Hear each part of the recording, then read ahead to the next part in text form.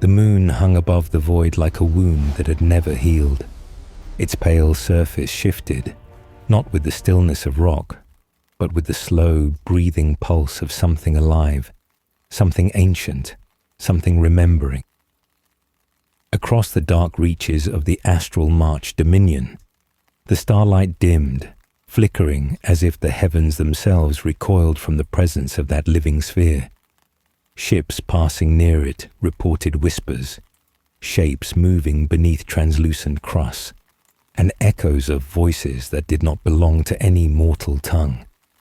The Dominion had seen wars, plagues, and the drifting collapse of entire civilizations, yet nothing invoked silence among its councils like the reawakening of the moon. For when the moon stirred, the past stirred with it, and the past was something the Dominion had tried very hard to bury. And before we go deeper into this tale, know this: we tell it not merely to entertain, but because these stories are shared between hearts. We truly love and care for you here, and you are part of this journey now. Before we begin the descent into the memories of the immortal and the forgotten, tell us, where in the world are you watching from, and what time is it there? Now let us begin. The astral march dominion had lasted longer than any believed possible. Its banners, once bright with the sigils of star conquerors, now hung faded and still across worlds that had forgotten how to dream. Its people did not die, they endured. They endured without aging, without sickness, without the slow erosion of time. To the galaxy, they seemed eternal. To themselves, they felt hollow. At the center of this dominion sat the throne world citadel Heliox, forged of basalt towers and shimmering monoliths that reached toward nebula-lit skies. There, upon the throne of obsidian and star iron, sat Lord Custos Varinth Kyla. His face was ageless, chiseled with the precision of artistry that had no hand guiding it. His eyes glowed faintly, not with life, but with the echo of something life once was. He did not remember how old he was anymore. He did not remember the first death that had led him to this throne. Yet something inside him knew that memory was closer now than it had been in millennia. Varinth stood at the edge of a grand observatory as flickering hololiths projected the living moon above him. The image rippled, its fleshy terrain shifting like muscle fibers under skin. Tendrils of bioluminescent sprawl crept across its surface. Beneath it, a psychic resonance pulsed in rhythmic waves that he felt in his bones, bones that had long since been replaced, reforged, renewed. "The moon has awakened," murmured seer archivist Eleni, her voice a soft echo from behind him. Varinth did not turn to face her. He knew her presence without seeing her. He always had. Eleni had stood beside him through wars, treaties, explorations into the heart of ancient void cathedrals, and the long centuries of silence that followed. Her hair, white as star ash, fell across ceremonial robes inscribed with the runes of remembrance. Her eyes glimmered with the depth of someone who had seen far more than any mortal was meant to comprehend. "It remembers," Varinth whispered. For the first time in ages, his voice quivered. Eleni did not answer at first. Instead, she stepped beside him, her gaze tracing the patterns of the moon's shifting crust. The moon was not new. It was older than the Dominion, older than the reign of Varinth, older than the Empire's founding wars. In ancient times, before Varinth's ascension, it had been another world entirely, one spoken of only in the most forbidden archives. "Memory is not always a blessing," Eleni finally said. "No," Varinth murmured, "but forgetting is a curse." Silence settled between them, heavy, brittle, suffocating. Varinth's hand trembled slightly as he reached out toward the shimmering projection, his fingers passing through the holographic moon. The moon's psychic pulse echoed through him like a heartbeat. His heartbeat. It called to him with a name he had not heard in millennia.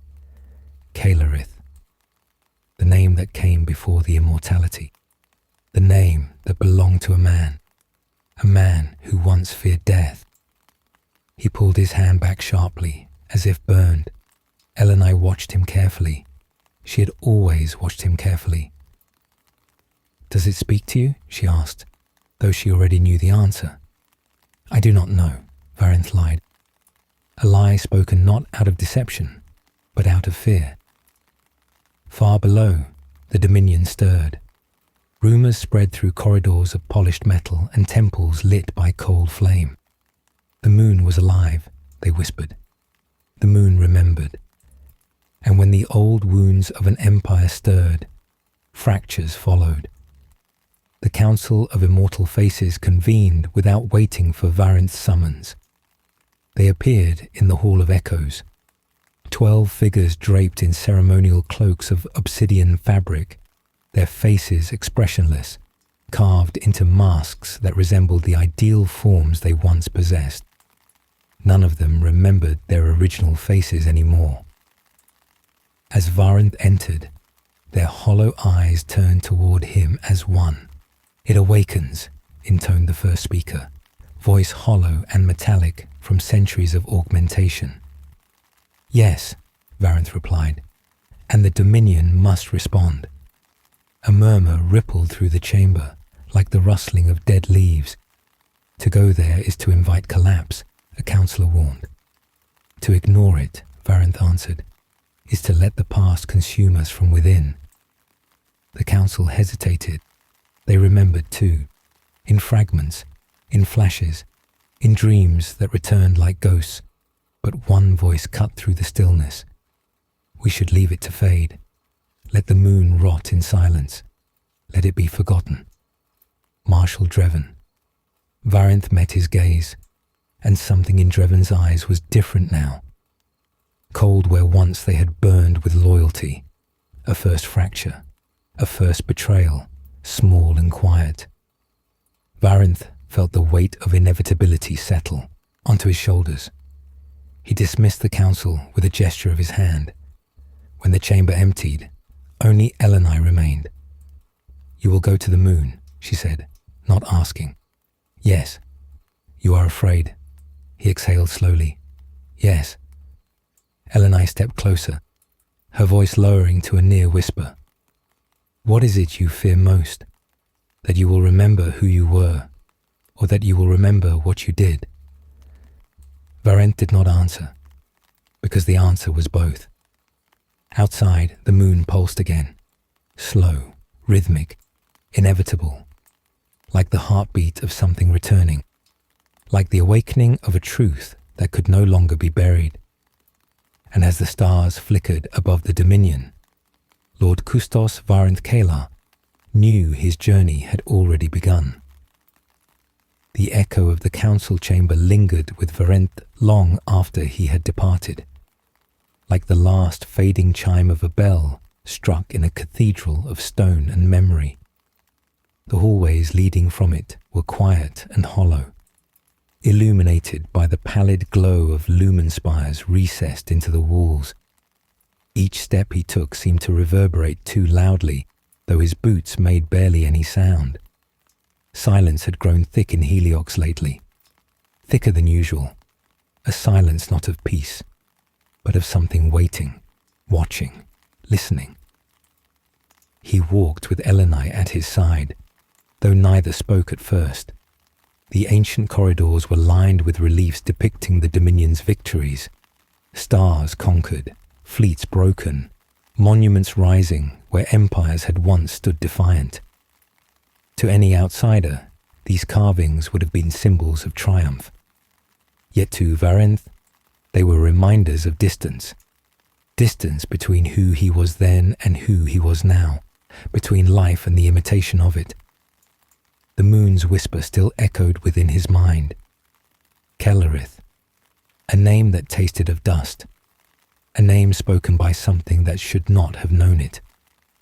When they reached the high balcony overlooking the capital sprawl, Varinth paused. Below, the city stretched in immaculate geometry, tiers of living stone interlaced with metallic veining, temples wreathed in shrouds of star lantern smoke, towers whose heights were measured in thousands of meters.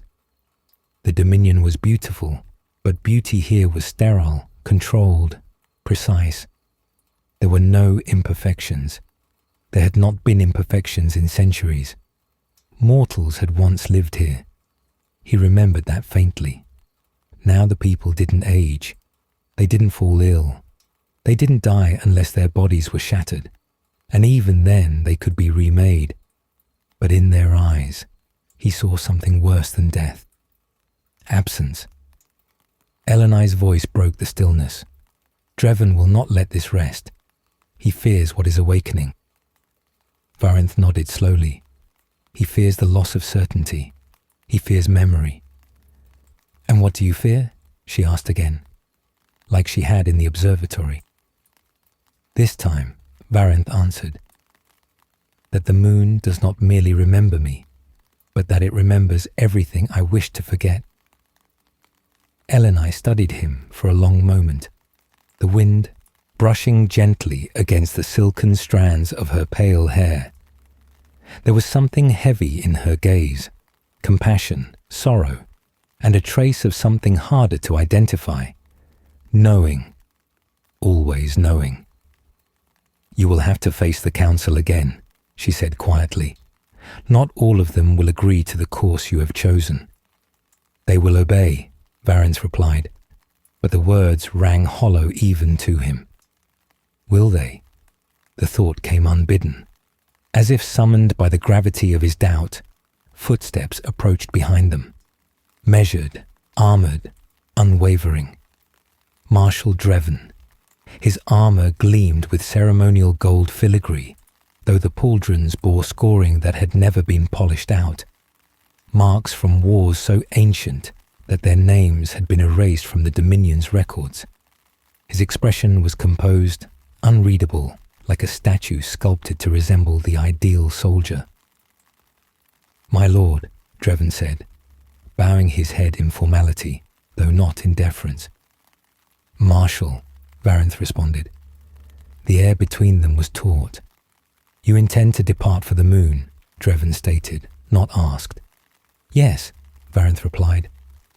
Dreven's jaw tightened barely, almost imperceptibly. To expose yourself to a threat beyond comprehension, based only on visions and echoes. The Dominion is not prepared for your absence. It is not prepared for the moon's awakening, Varinth countered. Ignoring it is not strength, it is blindness. Dreven's voice grew quieter. And what if the moon is not a threat, but a summons? Elenai's eyes flicked sharply toward him, but Varinth held his gaze. What are you implying? Varinth asked. That something calls to you, my lord, Dreven replied. Something that has no right to do so. And perhaps, something you have no right to answer. There it was, the fracture widening, hairline, but inevitable. Varinth stepped closer. Speak plainly.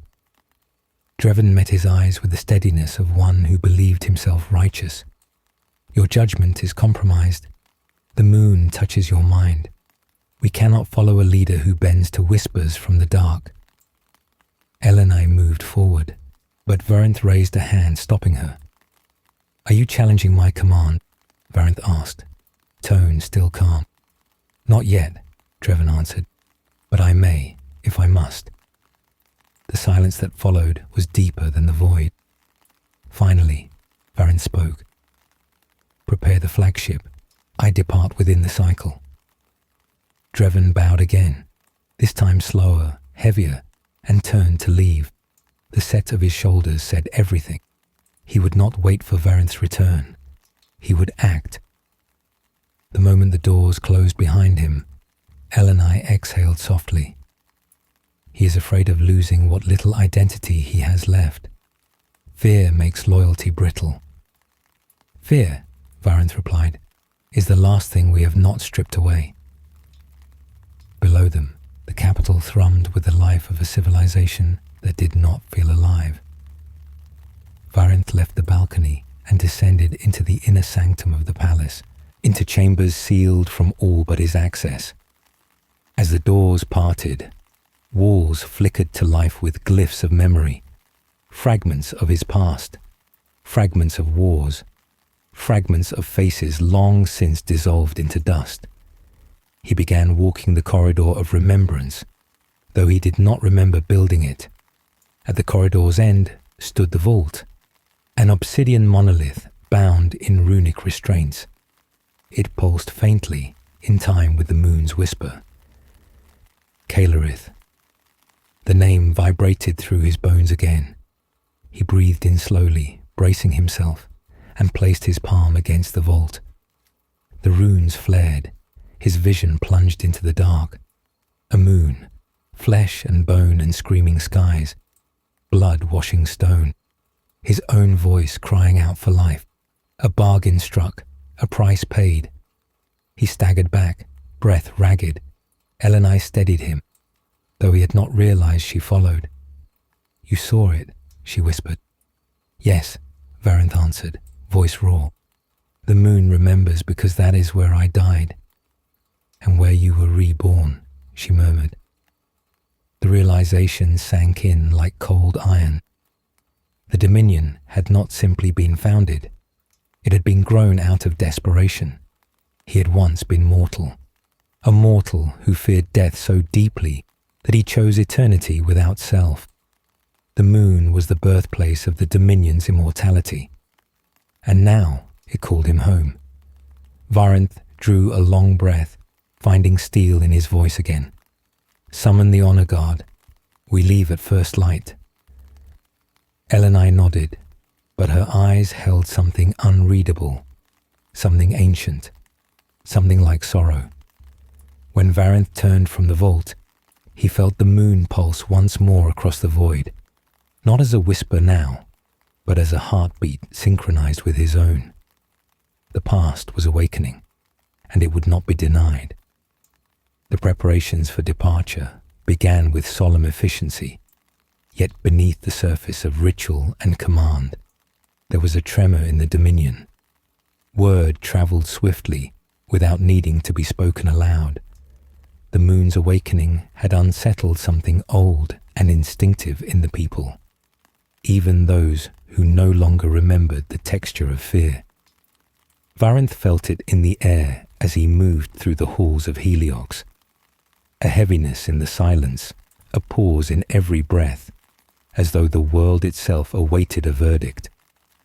Ships were fueled, armories unlocked, banners stirred from where they had long hung undisturbed.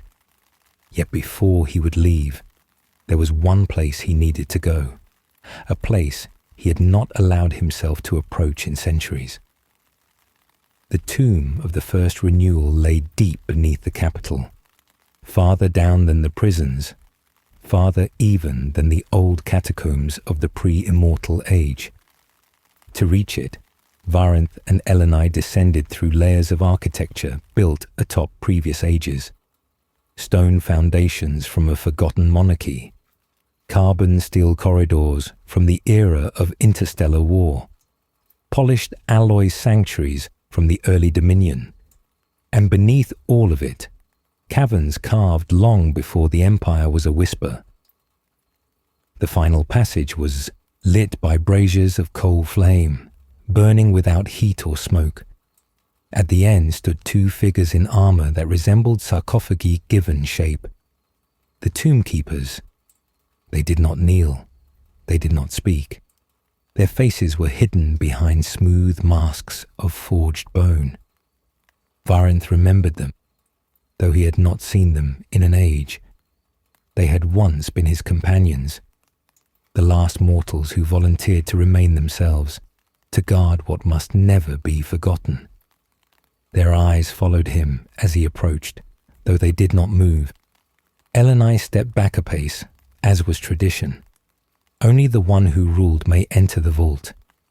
Yet something in the way she stepped back made Varinth pause, It was too graceful, too knowing. But the moment passed. Varenth lifted his gauntleted hand and pressed it to the rune-worked seal. The stone parted with a sigh like a living thing. Cold air washed out. Ancient air, untouched by the movement of time.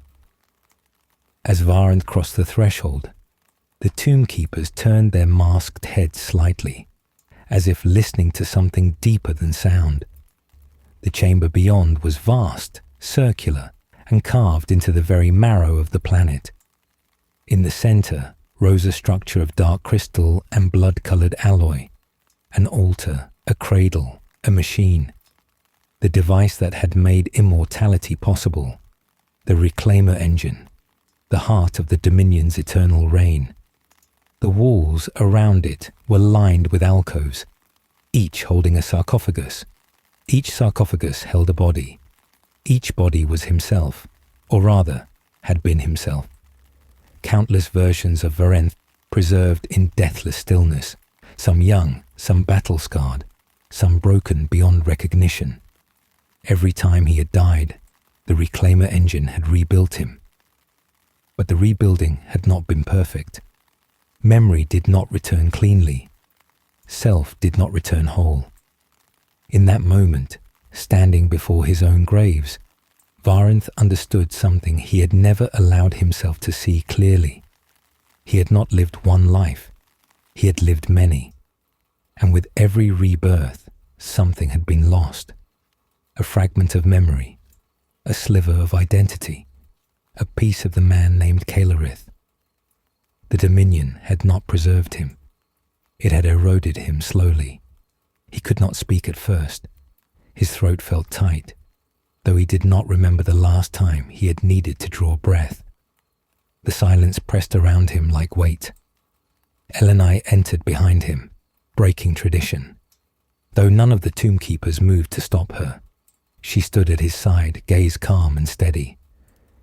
"You knew," Varenth said, his voice low, raw. "Yes," she answered. "How long?" "Since the beginning." He turned to her. The shadows in the vault cast her features in stark contrast, sharp, elegant, timeless. He saw not the advisor who had stood by him for generations. He saw the architect of his forgettings. "Tell me," Varenth demanded. "All of it." Elenai's gaze drifted to the sarcophagi. "You were dying," she began. "On the moon. Your body shattered. Your mind unraveling. You begged for life, not because you feared death, but because you believed there was still something left for you to build. The Dominion was your vision. A realm beyond decay, where no one would fear the end." Her voice softened, but not with pity. "But immortality requires sacrifice. To live forever, one must release the self. You chose to forget your first life, so that the burden of memory would not break you. But the process was not perfect. Each time you returned, more memories faded, more identity dissolved. The man you were has been dying slowly for millennia." Varenth felt a tremor run through him. He looked again at the husks, the hollow shells of his past selves. "How many times?" he asked. Elenai did not look away. 73. The vault seemed to tilt. The ground felt unsteady. He placed a hand against the Reclaimer engine to remain upright.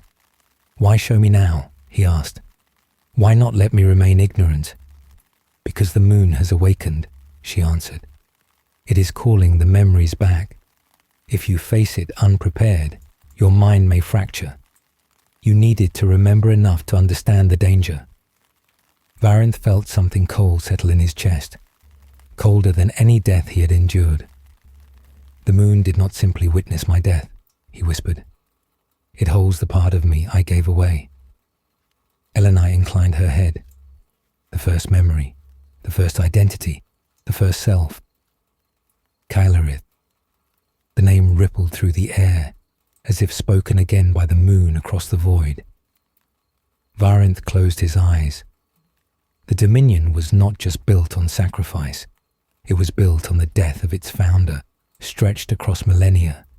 His soul thinned into imitation. Elenay stepped closer. "You still have a choice," she said softly. "You can confront what waits on the moon, or you can return to the palace and remain as you are, eternal, hollow, and forgotten even to yourself." He opened his eyes.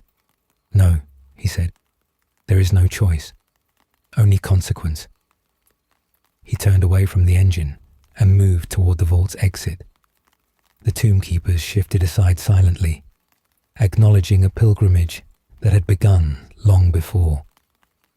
As he stepped back into the passage, Elenay followed.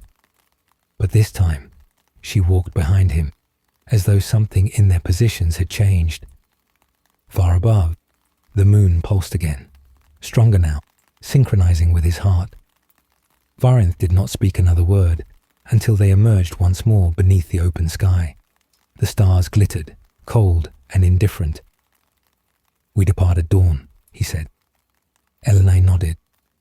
But in her eyes now, there was no sorrow, only inevitability.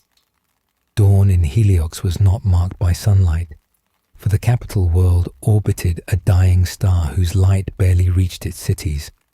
Instead, day was signaled by the warming of the sky shields, vast atmospheric projectors that shifted the cold black dome into a pale, simulated sunrise. The light was gentle, soft, almost wistful. It illuminated towers of black stone and star metal, reflecting across the still canals and silent plazas.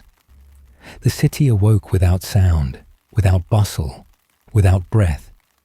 Immortality had stripped the meaning from morning long ago. But today, there was movement. Ships loomed in the upper atmosphere like silver leviathans, forming escort formations and readiness protocols. The flagship, the Vesperial Crown, hovered at anchor above the citadel, vast as a drifting cathedral, armored in layered plating inscribed with oaths older than memory. Its engines murmured with restrained power. The honor guard assembled in the embarkation halls below, clad in deep silver armor and dark crimson cloaks, helms featureless and weapons at rest. They did not speak. They had not spoken in generations unless commanded to. Varinth had designed them to be unwavering. And yet, even among them, something felt uneasy now. Varinth stood at a high window overlooking them, his cloak falling in austere folds behind him. His expression was composed, his posture measured, but his gaze carried weight. Elenay stood beside him, hands clasped loosely, watching him, always watching. He had not spoken much since returning from the vault. Words had felt heavy, unnecessary. Knowledge had changed him, even if only by a fraction. He could feel the moon now, no longer a whisper, but a slow, deliberate heartbeat in the back of his mind. A presence waiting for him to step into its shadow once more. "You are quieter," Elenay observed softly. "I am remembering how to feel," Varinth replied.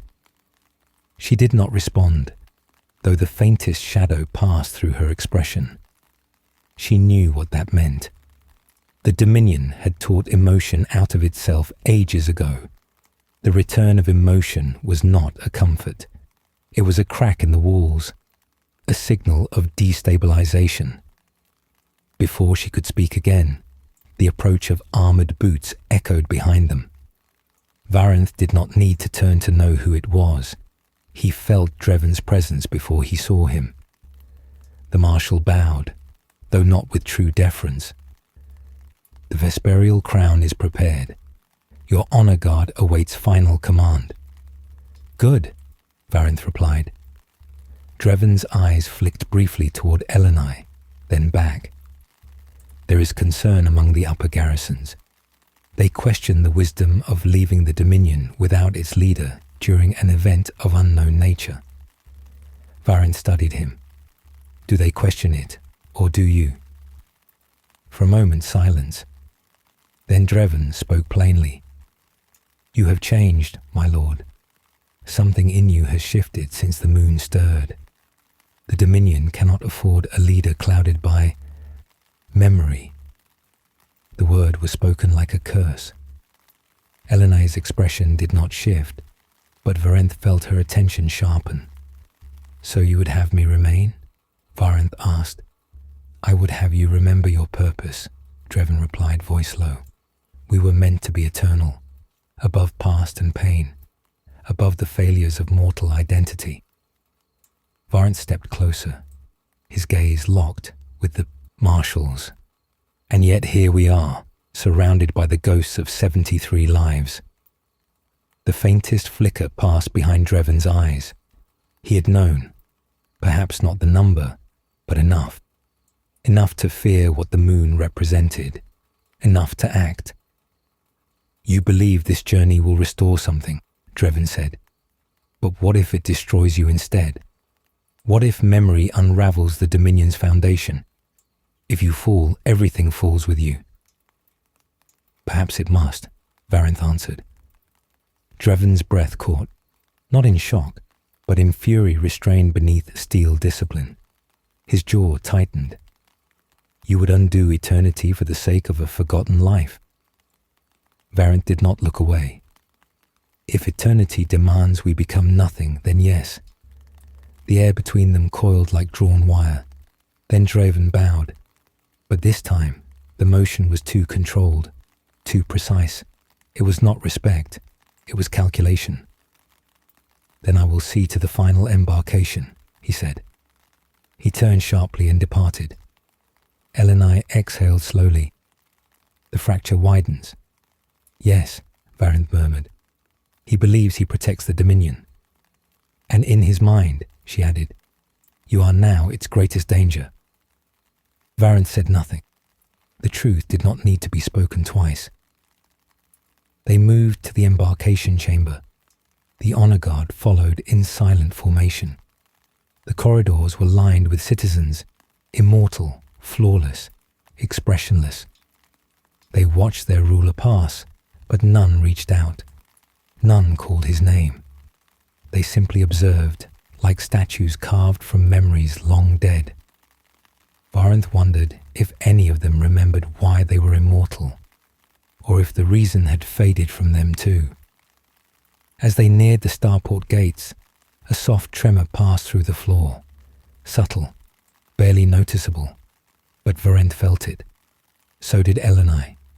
So did the honor guard. Then came the sound, an alarm, not a loud one, not a blaring cry, but a slow, resonant chime that echoed through the citadel halls like a funeral bell. The Dominion did not use alarms for danger. It used them for declaration. Elenai spoke first. "Internal mobilization signal.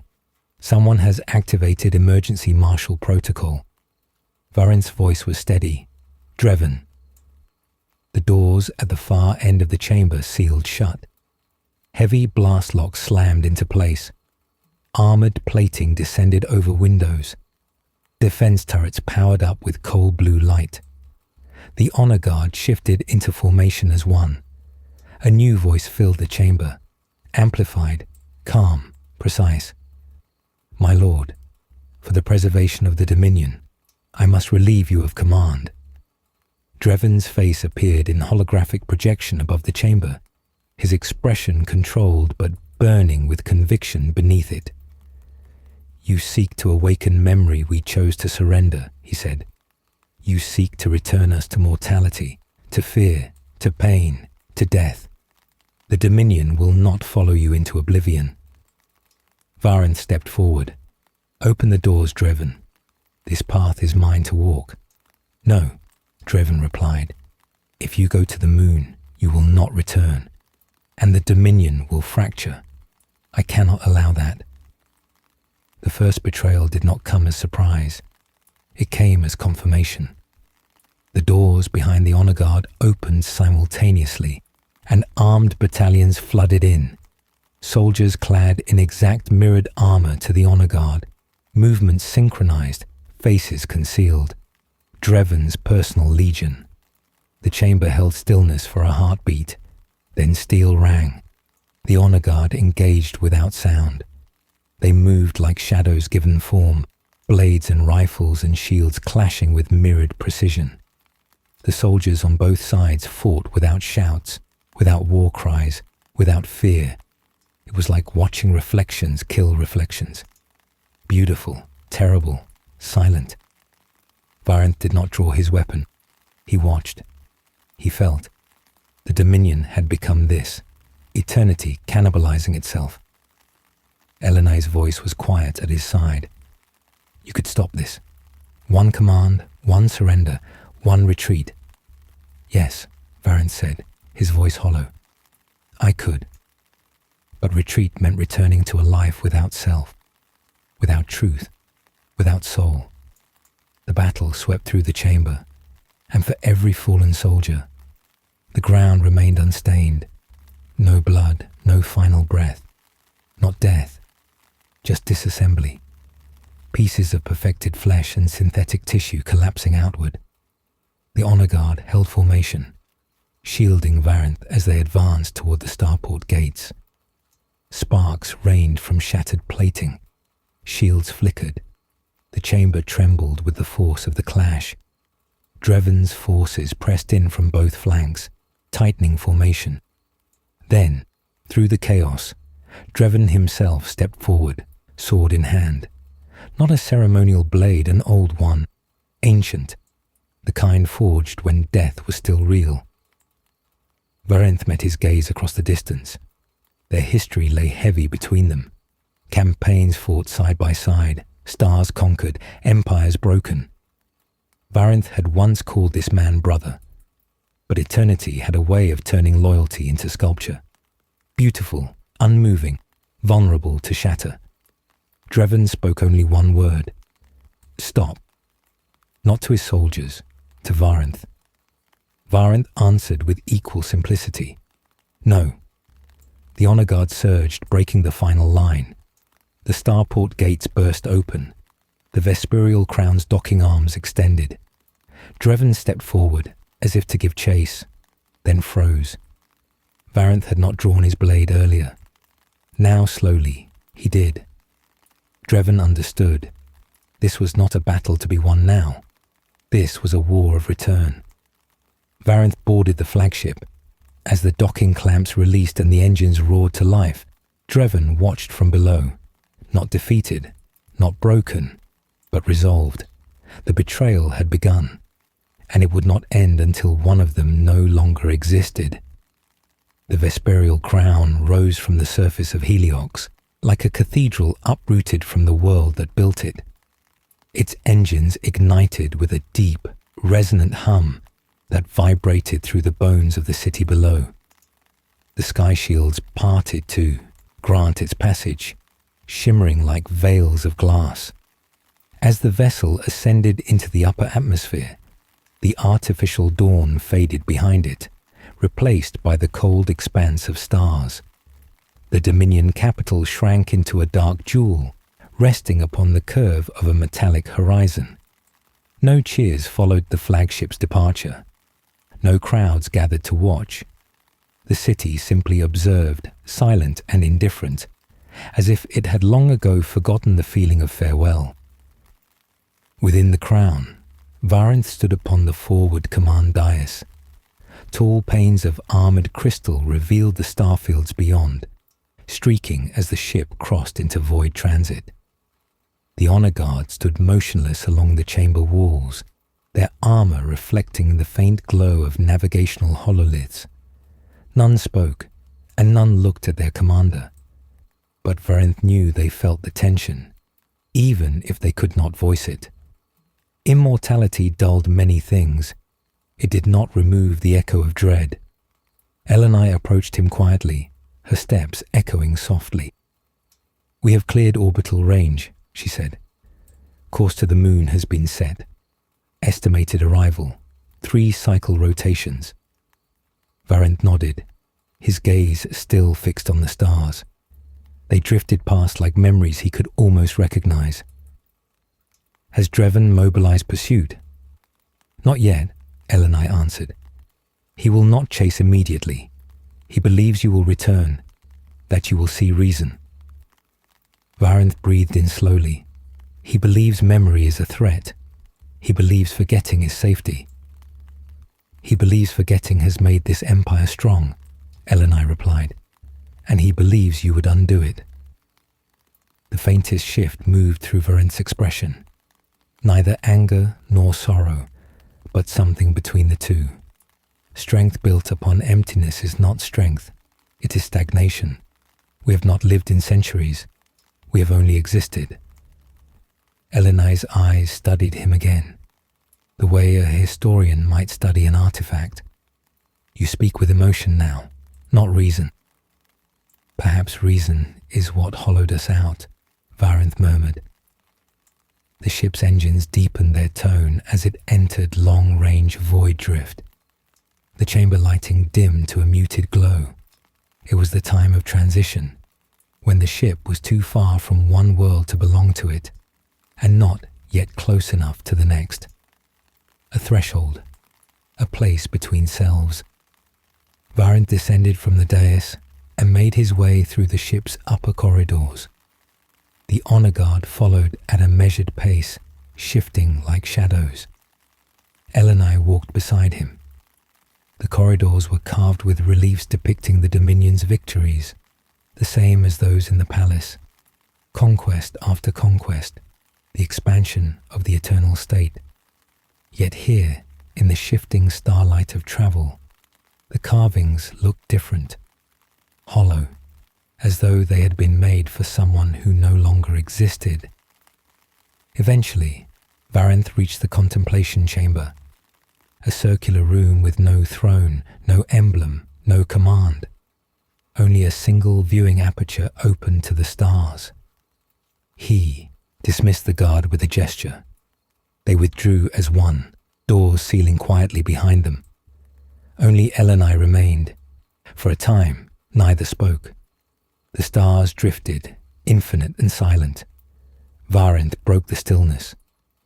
When we reach the moon, I will face what I once was, but I do not yet know what that self will demand of me. Elenai stepped closer, her voice low. You fear it will require sacrifice. It already has, Varinth replied. The empire, the self, the memory. But I fear something greater. His hand closed slowly at his side. I fear that what waits on the moon is not simply truth. I fear it is a choice, a final one. Elenai watched him carefully. You are not bound to the past, Varinth. Even if memory returns, you may choose who you are now. He turned toward her, and for the first time in centuries, there was something human in his expression, fragile, uncertain. Am I someone now? She did not hesitate. Yes. But the certainty in her voice carried a weight he did not yet understand. A soft chime sounded through the chamber. The ship's navigational systems signaled proximity to the moon's psychic field. They were still 2 rotations away, but already the presence of the moon was palpable, an unseen gravity pulling at thought, at memory, at identity itself. Varinth felt it first as a pressure behind the eyes, a gentle one, like a distant song. He closed his eyes and saw flashes. White stone, screams swallowed by void winds, a woman's voice calling his name. Not Varinth, Kalerith. His breath caught. The vision dissolved as quickly as it appeared, leaving only the echo. Elenai noticed. It is reaching for you. Yes, he said, and I am beginning to reach back. The ship trembled, not physically, psychically. A ripple of memory washed through its corridors. The honor guard shifted slightly, as though awakening from something. Elenai closed her eyes, steadying herself. Varinth stood unmoving, letting the presence settle without resistance. For the first time, the moon did not feel foreign. It felt familiar. He left the contemplation chamber and made his way to the tactical observation deck. a hololith of the dominion projected before him. The throne world, the fleet stations, the outlying strongholds. The dominion appeared vast, stretching across constellations and nebulae. But now, Varin saw it differently, not as an empire, as a cathedral built to enshrine forgetfulness, as a tomb of memory, as a monument to fear. He wondered, if the dominion fell, would the galaxy even notice? Or had it already faded into irrelevance long ago? Elenai's voice was quiet behind him. When you first built this empire, you believed eternity was liberation. You believed death was the chain that bound all beings to suffering. You believed you were saving your people. And was I? Varinth asked. She did not answer. He turned to face her. Elenai, he said, you have guided me across every age. You knew the truth always. Were you ever mine to trust? Her expression remained calm, composed, unreadable, but beneath it, something flickered. Not guilt, not regret, recognition. I was never here to guide you, she said softly. I was here to ensure you could bear what you became. The engines dimmed. A shadow appeared at the edge of the observation window. The moon, still distant, but close enough to see the faint pulse beneath its surface. Not a light, a heartbeat. Varinth felt it sync with his own. The voyage was no longer a journey toward a place. It was a return, a homecoming. And somewhere in the silence of the bridge, something whispered, Caelarith, not in condemnation, in welcome. The crown sailed onward into the dark. The moon loomed ahead like an ancient eye opening from eons of sleep. No longer just a sphere of rock and dust, it revealed itself in shifting layers, stone fused with organic lattice, crystalline ridges pulsing with faint internal light. Vast tendrils curled beneath its surface like the roots of some old and unfathomable organism. The closer the vesperial crown approached, the more the moon seemed to breathe, contracting and expanding with rhythms too slow, too deliberate, to belong to mere geology. The ship's scanners flickered with interference, their readings twisting into shapes resembling symbols and voices rather than numbers. The bridge crew stood in silent formation, awaiting Varin's command. The honor guard held their positions, unmoving. Elenai stood beside him, her gaze fixed on the moon, eyes reflecting its shifting glow. Varinth felt the pulse again, through his bones, through the memory of who he had once been. It did not feel unfamiliar anymore. It felt like returning to a place where something had been left behind. Bring us into orbit, Varinth said, his voice low but steady. The helmsman responded with a silent nod. No one here spoke unless spoken to.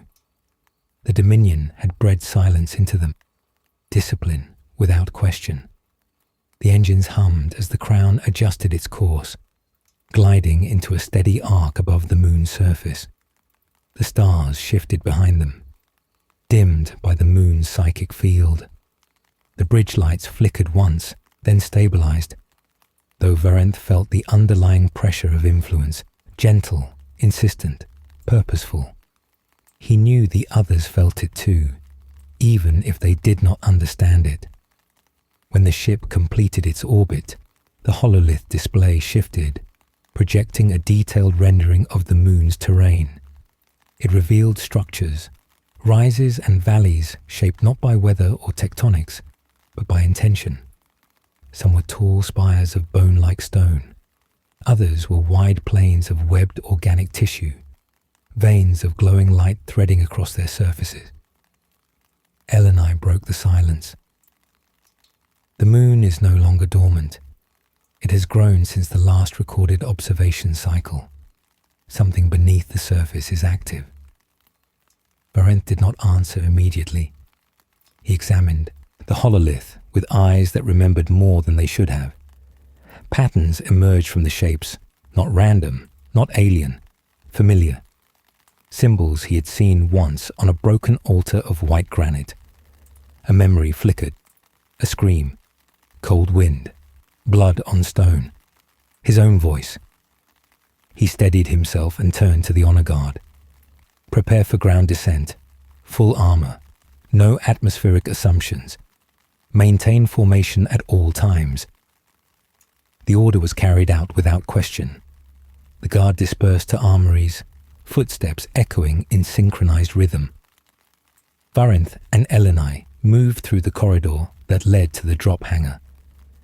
The ship's internal lights were dimmed during landing protocol, bathing the passage in muted shadow.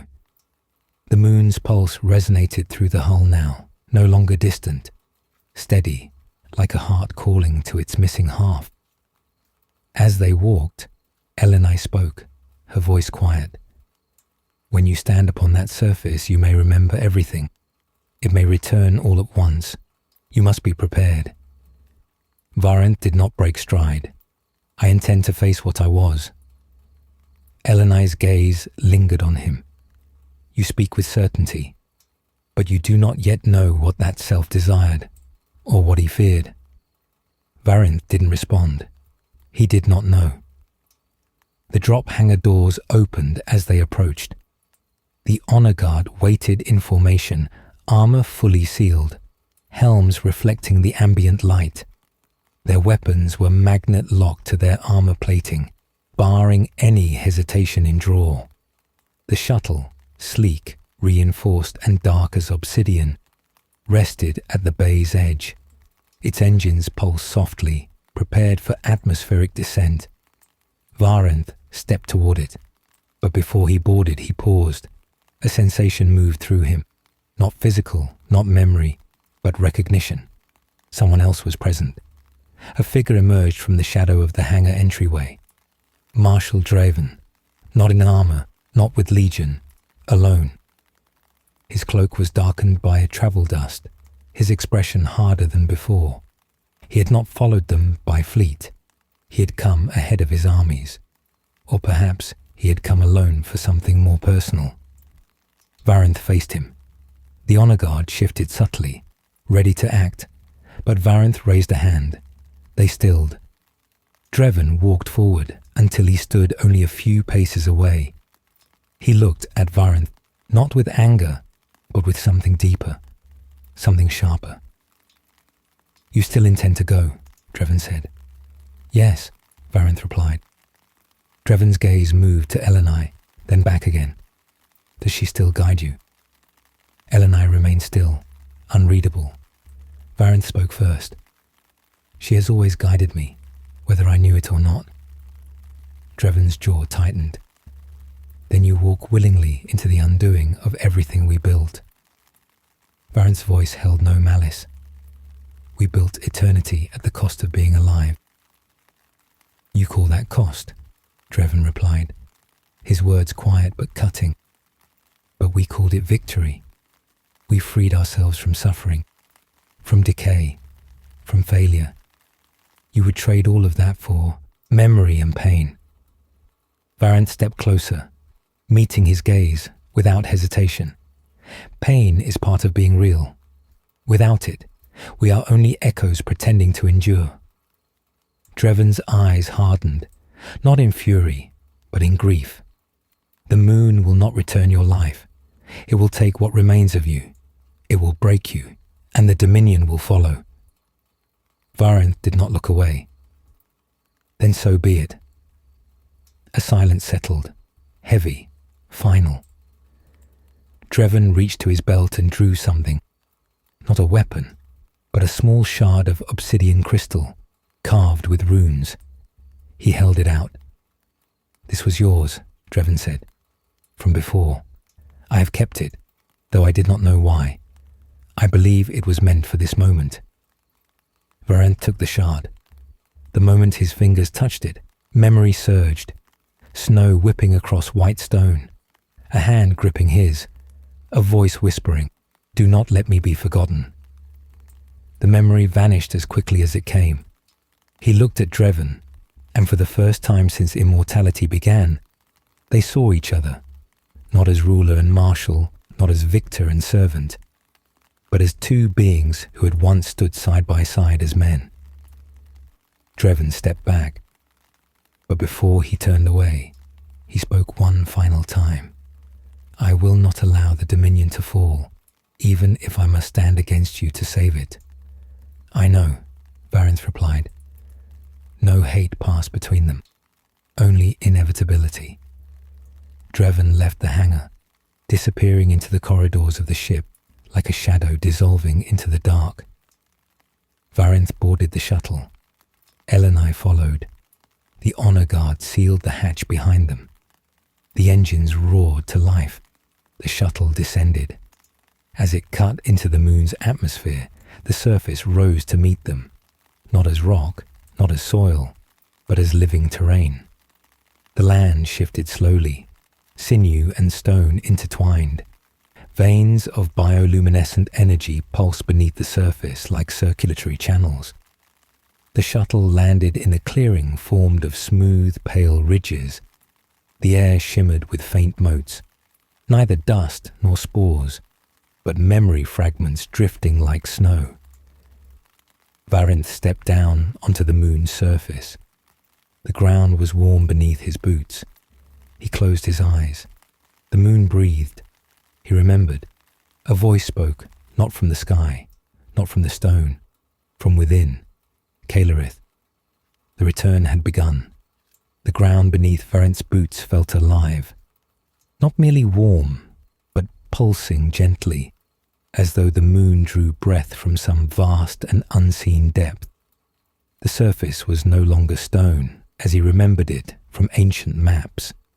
It had become something fused, organic strata folded through layers of mineral lattice, as if a planet and a living creature had grown into one being. The honor guard formed a perimeter automatically, weapons primed, though there was nothing immediately before them, except silence and the slow pulse of bioluminescent veins that traced beneath the surface like faint rivers of starlight. The air was thin, but not empty. It carried a faint scent, something like coal dust mixed with a memory of winter. Varinth inhaled slowly, and another flicker of recollection passed through him. Snow drifting over smooth white stones, a wind that howled like something grieving, and a voice calling his name in desperation. Kalerith.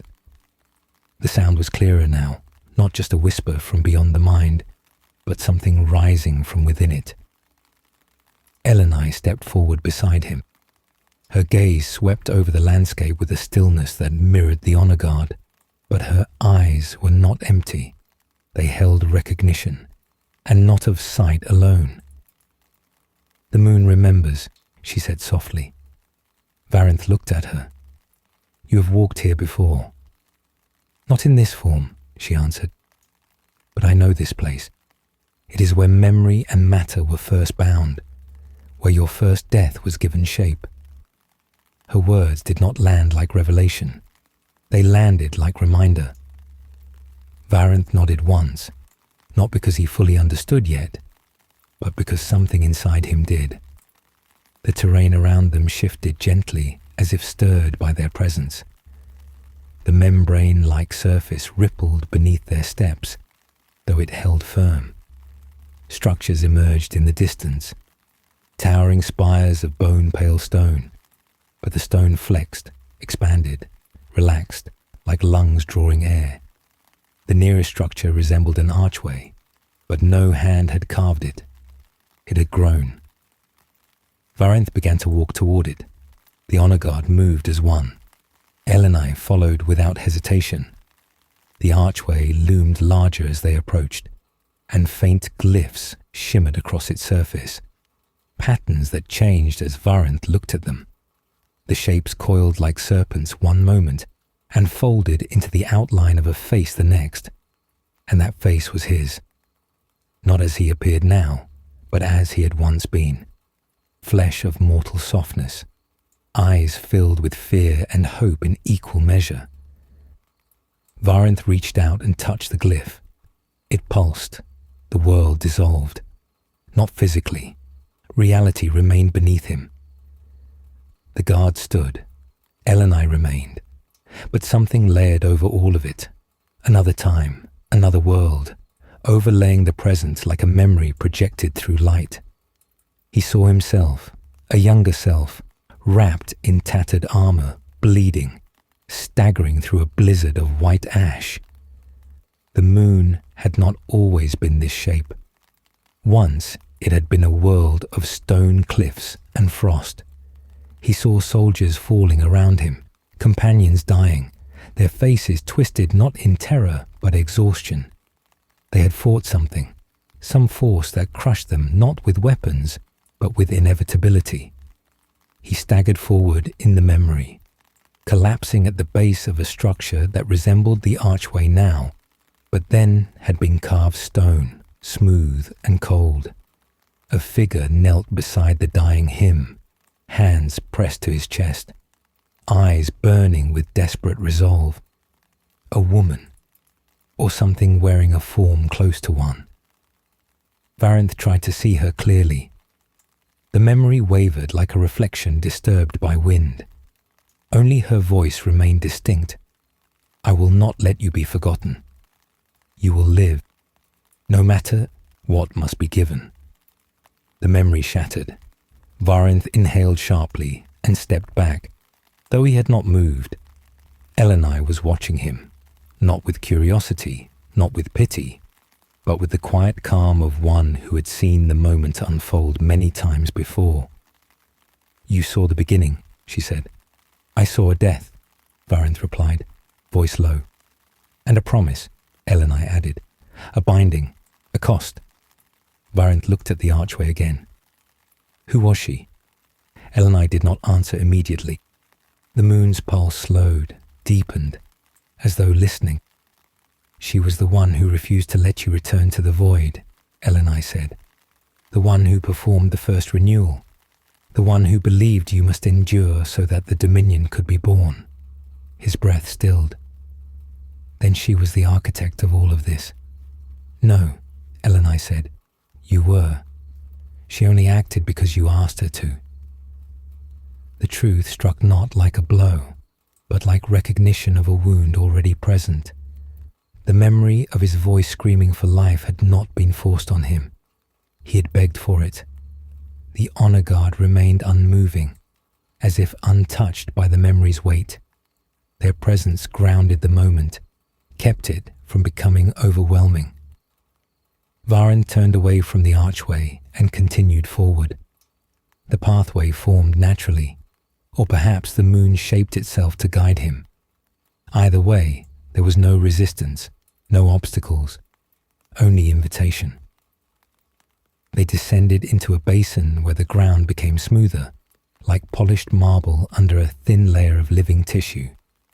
In the center stood a monolith, towering, translucent, filled with slow-moving shadows. And within those shifting layers, Varinth saw more memory, his younger self kneeling, blood soaking into snow, a hand gripping his, a whisper, "Do not leave me." The memory felt personal, intimate, and unbearable. Elenai stepped beside him again. There is more, pieces scattered throughout this place. The moon holds what was taken so you could endure. But memory is not gentle when it returns. It does not ask permission. It claims what was left unfinished. Varinth spoke quietly. I must know who I was, what I began, and what you destroyed, Elenai added. Varinth did not deny it. The Dominion. The Dominion, she agreed, is the echo of your fear. The monument built to avoid this memory. The monolith pulsed. Varinth stepped forward.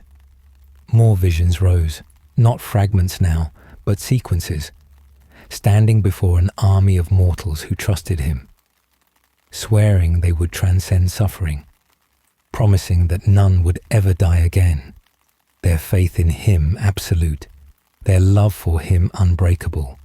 Then the first death, his, not theirs. The voice, the woman, refused to let him go. The memory did not show the ritual in detail. It did not need to. The meaning was already clear. Immortality was not a reward. It was a price paid in identity, his identity. Varenth opened his eyes. The monolith's pulse slowed. He felt taller, heavier, but not with weight, with understanding. The honor guard looked unchanged, but he wondered if something in them sensed it. Elenai spoke again, quieter than before. When we reach the heart of this place, you will see everything, not pieces, not fragments, the full truth. Varenth turned to her, and when I see it, her expression did not shift. Then you will choose, she said. The word lingered. Choice. Their steps carried them toward the next structure. An entrance carved not from stone or flesh, but something that resembled bone lacquered into impossible smoothness. A doorway into the moon's depths, into the past, into himself. Varenth paused only once, looking back toward the stars beyond. The dominion lay somewhere behind them, vast, eternal, hollow. Ahead lay truth. He did not hesitate long. He stepped forward. The moon opened to receive him. The passage into the moon's interior descended in a gentle spiral, as though carved by something patient and deliberate. The walls were smooth and pale, lined with branching filaments that pulsed with faint rhythmic light, mirroring the heartbeat that Varenth now felt inside his chest. The further they went, the more the air thickened, not with weight or pressure, but with presence. It was as though the moon was aware of their movement, adjusting itself to accommodate them. The path was not carved, it was grown. The honor guard moved in two flanking columns, their footfalls soundless against the living stone. They were disciplined, silent, unwavering. Yet Varenth could sense the subtle tension threading through their formation. It was not fear. Fear had long been stripped from them. It was something deeper, a flicker of awareness breaking through the stillness that immortality had imposed. The moon touched more than memory. It touched identity. Even these hollowed warriors felt it. Elenai walked just behind Varenth, her presence both guiding and watching. She had said the moon remembered everything. But now Varenth understood something else. The moon was not simply a vault of memory. It was a mind, a sentience that reached not through words or sound, but through recall. The closer they came to its core, the more certain Varenth was that the moon did not wait for him to rediscover the past. It intended to show him. The path opened into a vast chamber where the ceiling rose beyond the reach of their lights. Pale, luminous vines clung to the walls, weaving patterns like constellations traced by an unseen hand. Pools of translucent fluid dotted the chamber floor, reflecting faint images, faces, landscapes, cities, memories suspended like drifting echoes. Varenth stopped mid-step. One of the reflections showed a field of bodies lying on snow, armor shattered, banners torn. His banner, his first army. The memory bled upward into reality for a moment, overlaying the chamber itself. White flakes falling in utter silence, fading just before they touched the floor. One of the honor guard inhaled sharply. The sound was wrong, too human, too raw. The soldier staggered a half step, his hand twitching against his weapon grip. His helm shifted just slightly, as if he were trying to look away from a memory intruding into the present. Another guard faltered, then another. Their formation did not break, but their certainty did. Varenth turned, and the helms of the guard stared back at him, blank and featureless. Yet behind each mask was a mind that had once been a person. Mind, body, identity. The Dominion had reforged them into instruments of obedience. They were not meant to remember. That was the price of eternity. But the moon unraveled the bindings in silence. A whisper rippled through the chamber, not sound, but thought. Not one voice, but many. We were alive. Varenth felt the words like a blade drawn slowly across the heart. The nearest guard swayed, his hand rising to his helm as though trying to hold something inside. The slight motion sent a shockwave of tension through the entire formation. The guard's knees buckled, his armor locked, then shuddered as if resisting an internal conflict. Varenth stepped toward him. "Hold your mind. You are not in danger." The guard lifted his head, and for the first time since immortality had been granted, Varenth saw emotion in one of their gazes. The guard's voice came through the helm's modulator, hoarse, strained, almost broken. "My lord, I remember."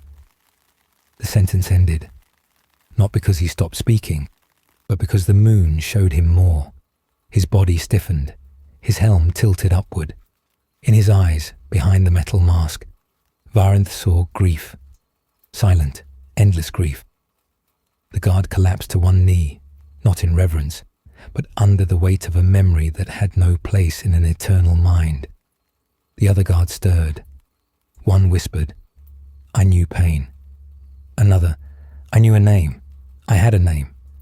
Another, barely audible, "We were men." The chamber darkened. No, not darkened. Something vast shifted deeper within the moon, a presence like a slow-turning tide.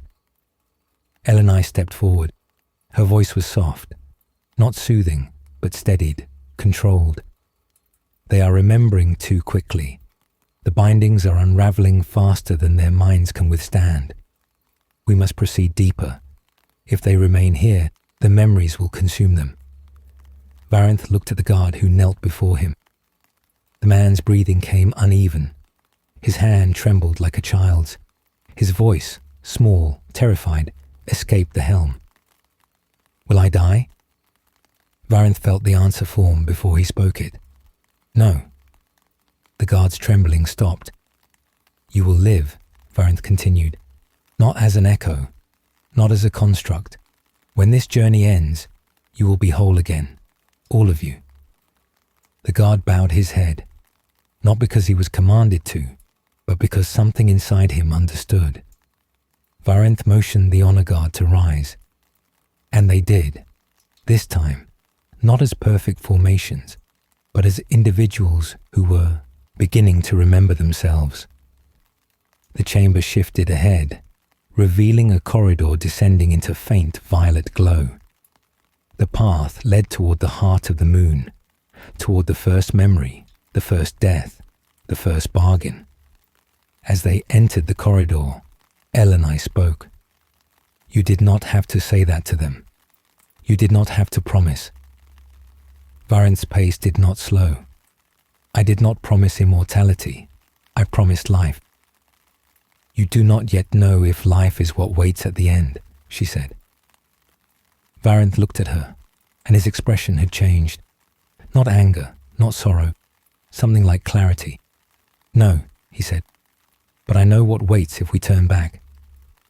They continued. The corridor led to a narrowing passage, then to another chamber. But this one was different. The walls were lined with crystalline growths that resonated softly with each footstep. The light here was dimmer, warmer, like the glow of a memory half forgotten but cherished. At the chamber's center rose a stone platform, and upon it rested an artifact, simple, unadorned, shaped like a blade but without an edge.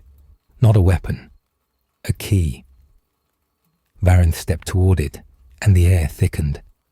The honor guard held position at the threshold, their movement steadier now, not because the memories had faded, but because they had begun to anchor. Varenth reached out. His hand hovered above the key. A memory rose, not summoned, not shown. Given. He saw himself kneeling before a council of mortal leaders. They had believed in him, trusted him beyond doubt. They had followed him into war and peace alike. He had promised them a world where death would hold no claim. He had believed that promise. He had believed it was salvation. And then he had died. The memory faded. His hand closed around the key. The chamber responded. The walls pulsed with slow, resonant light. The crystalline structures sang with a tone that vibrated through marrow and memory. The moon was no longer simply recalling. It was opening. A path into the deepest memory of all. Varent turned back to the guard and Elenai. We are close now. The heart lies ahead. Elenai nodded, but her expression held something new. Not caution, not confidence, resignation. She had always known where this path led. Varent led them onward. The moon did not resist. It welcomed its returning sun. The descent carried them deeper into the moon, past chambers where memory clung to the air like a living mist. The walls shifted in gentle, deliberate rhythm, expanding and contracting as if the moon inhaled the presence of those who had returned. The bioluminescent veins glowing beneath the surface grew brighter as the group moved further inward, casting soft, violet light across the path. The honor guard no longer walked in perfect mechanical unison. Their steps were slightly staggered, uneven, human. Some touched their own armor as though recognizing it for the first time. Some held their weapons with the unfamiliar care of rediscovery. Varent walked, at the front, his hand still wrapped around the artifact key. It emanated a slow warmth, like a pulse synchronized to the moon's own. He felt the weight of memory gathering around him, not pressed, not forced, simply waiting to be acknowledged. Elenai walked close behind, her presence steady, but no longer just guiding. She watched him, measured, quiet. The passage opened into a vast circular chamber, its ceiling arched high above, lost in shadow. In the center stood a structure, neither sculpture nor machine, but something between. Layers of crystalline growth coiled upward, interwoven with organic lattice. It resembled a cathedral organ carved from bone and living stone. Its surface glowed with pale, shifting patterns, but the patterns were not random. They were language, memory encoded in form. Varenth stepped closer, and the structure responded. A soft resonance filled the chamber, vibrating through marrow. The honor guard stiffened, not in fear, but in recognition. One of them whispered, not through the helmet's modulator, but as a raw voice that trembled. I remember. Music.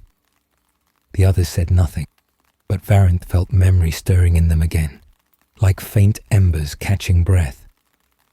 Elenai stepped to Varenth's side, her eyes fixed on the living structure. This is the heart of remembrance, she said quietly, where the moon holds what could not be lost, even when you chose to forget. Varenth turned to her. I did not choose to forget. I chose to live. Elenai met his gaze. Yes, and the two were the same. He stared at her for a long moment, searching her expression. She did not flinch, did not waver. She had always been steady, always composed, always watching, always near. Tell me the truth now, Varenth said. Not command, request, something far quieter. Who are you, Elenai? The chamber dimmed, the heartbeat slowed. Even the honor guard felt the question settle into the air. Elenai did not look away. I am the one who gave you life. The words did not echo. They did not strike. They unfolded, inevitable, already known somewhere deep within him. Varenth's grip tightened on the key. You were the one in the memory. Yes. The one who held me as I died. Yes. The one who refused to let me be forgotten. Yes. The chamber pulsed, not visually, but through sensation. The moon itself acknowledged the truth being spoken. Varynth's voice was low. And what were you then? Elenai inhaled slowly, not for need, but for meaning. I was the last architect of a dying world, a keeper of the threshold between life and dissolution. I had the knowledge to bind memory to flesh, to prevent the final departing. When you fell, when the world around us collapsed, when hope broke, there was only one thing I could do. I held you to the world. I anchored you. I made you more than mortal. Varenth stepped back, not in rejection, but in the gravity of understanding. You made me immortal. No, Elenai said softly. You asked me to. Varenth's breath stilled. The memory had shown him dying. It had not shown him speaking. The voice that begged for life was his. Elenai walked closer, slow, measured, her expression open, yet unbearably calm. You believed you could build a world free of grief. You believed eternity would save your people. You believed death was the enemy. She paused. And I believed you. The honor guard stood motionless now, their breathing quiet, their minds pulled taut between present and returning memory. Varenth's voice came rough. Why did you stay? Through the centuries, through the rise and decay. Why remain my advisor? Why watch me forget myself again and again? Elenai looked at him, and the answer was both simple and unbearable, because it was the only way to keep your promise alive. Silence settled like ash. Varenth felt the shards of memory shifting inside him, enough pieces now assembled to form shape, if not full recollection. He remembered her hands, the warmth of them. He remembered her voice calling him back to life. He remembered the sorrow in her eyes as he took the first breath of immortality. You were not my advisor, he said quietly. You were my bond, the one who carried what I lost. Elenai's eyes glimmered, not with tears, but with the depth of 1,000 years of holding something too heavy to speak. Yes, she whispered. Varenth looked at the living structure again, the heart of remembrance, the place where the first memory had been bound. This is where I will remember everything, he said. Elenai nodded. And once you do, you will no longer be who you are now. The honor guard shifted, not in confusion, but in awareness of the moment's weight. Varenth stood straight, the artifact still warm in his hand. If I must lose who I am now to become whole again, then I accept it. No, Elenai said quietly. It is not that you will lose who you are. It is that you will become both, the one who chose eternity and the one who begins to regret it. The chamber dimmed further, the light concentrating around the core of the structure. Varenth approached. The moon's heartbeat quickened. The memories did not wait now. They rose. Snow, blood, voices calling his name. Love, fear, promise, sacrifice, eternity. He reached out. Elenai closed her eyes, not to shield herself, but to accept what must come. The structure awakened. The memory opened. Varenth stepped forward, and the past surged to reclaim him. The moment Varenth touched the living structure, the chamber dissolved into a dark, soundless expanse. There was no floor beneath his feet, no air in his lungs. Yet he did not fall, and he did not suffocate. He floated in a void illuminated only by a faint, violet luminescence pulsing in slow rhythm, like a heartbeat echoing through an endless sea. The presence he had felt from the moment he stepped foot on the moon was no longer distant. It surrounded him, not as a voice, not as a being, as memory. The darkness shifted, coalescing into shapes. The snowfields returned, painted in shades of ash and silver. The wind howled like a wounded creature. Varenth stood upon the ground where he had once fallen. His younger self lay before him, armor shattered, blood staining the cold earth.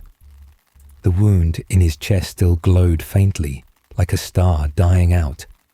He watched as the younger him gasped, eyes unfocused, reaching towards something unseen. Then she appeared, not as Elenai stood beside him now, shaped by centuries of time and restraint, but as she had been then. Hood swept back, hair tangled by the storm, eyes burning with fierce, unbroken will. She knelt beside his dying form, pressing her hands to the wound, whispering words that Varenth now heard clearly for the first time.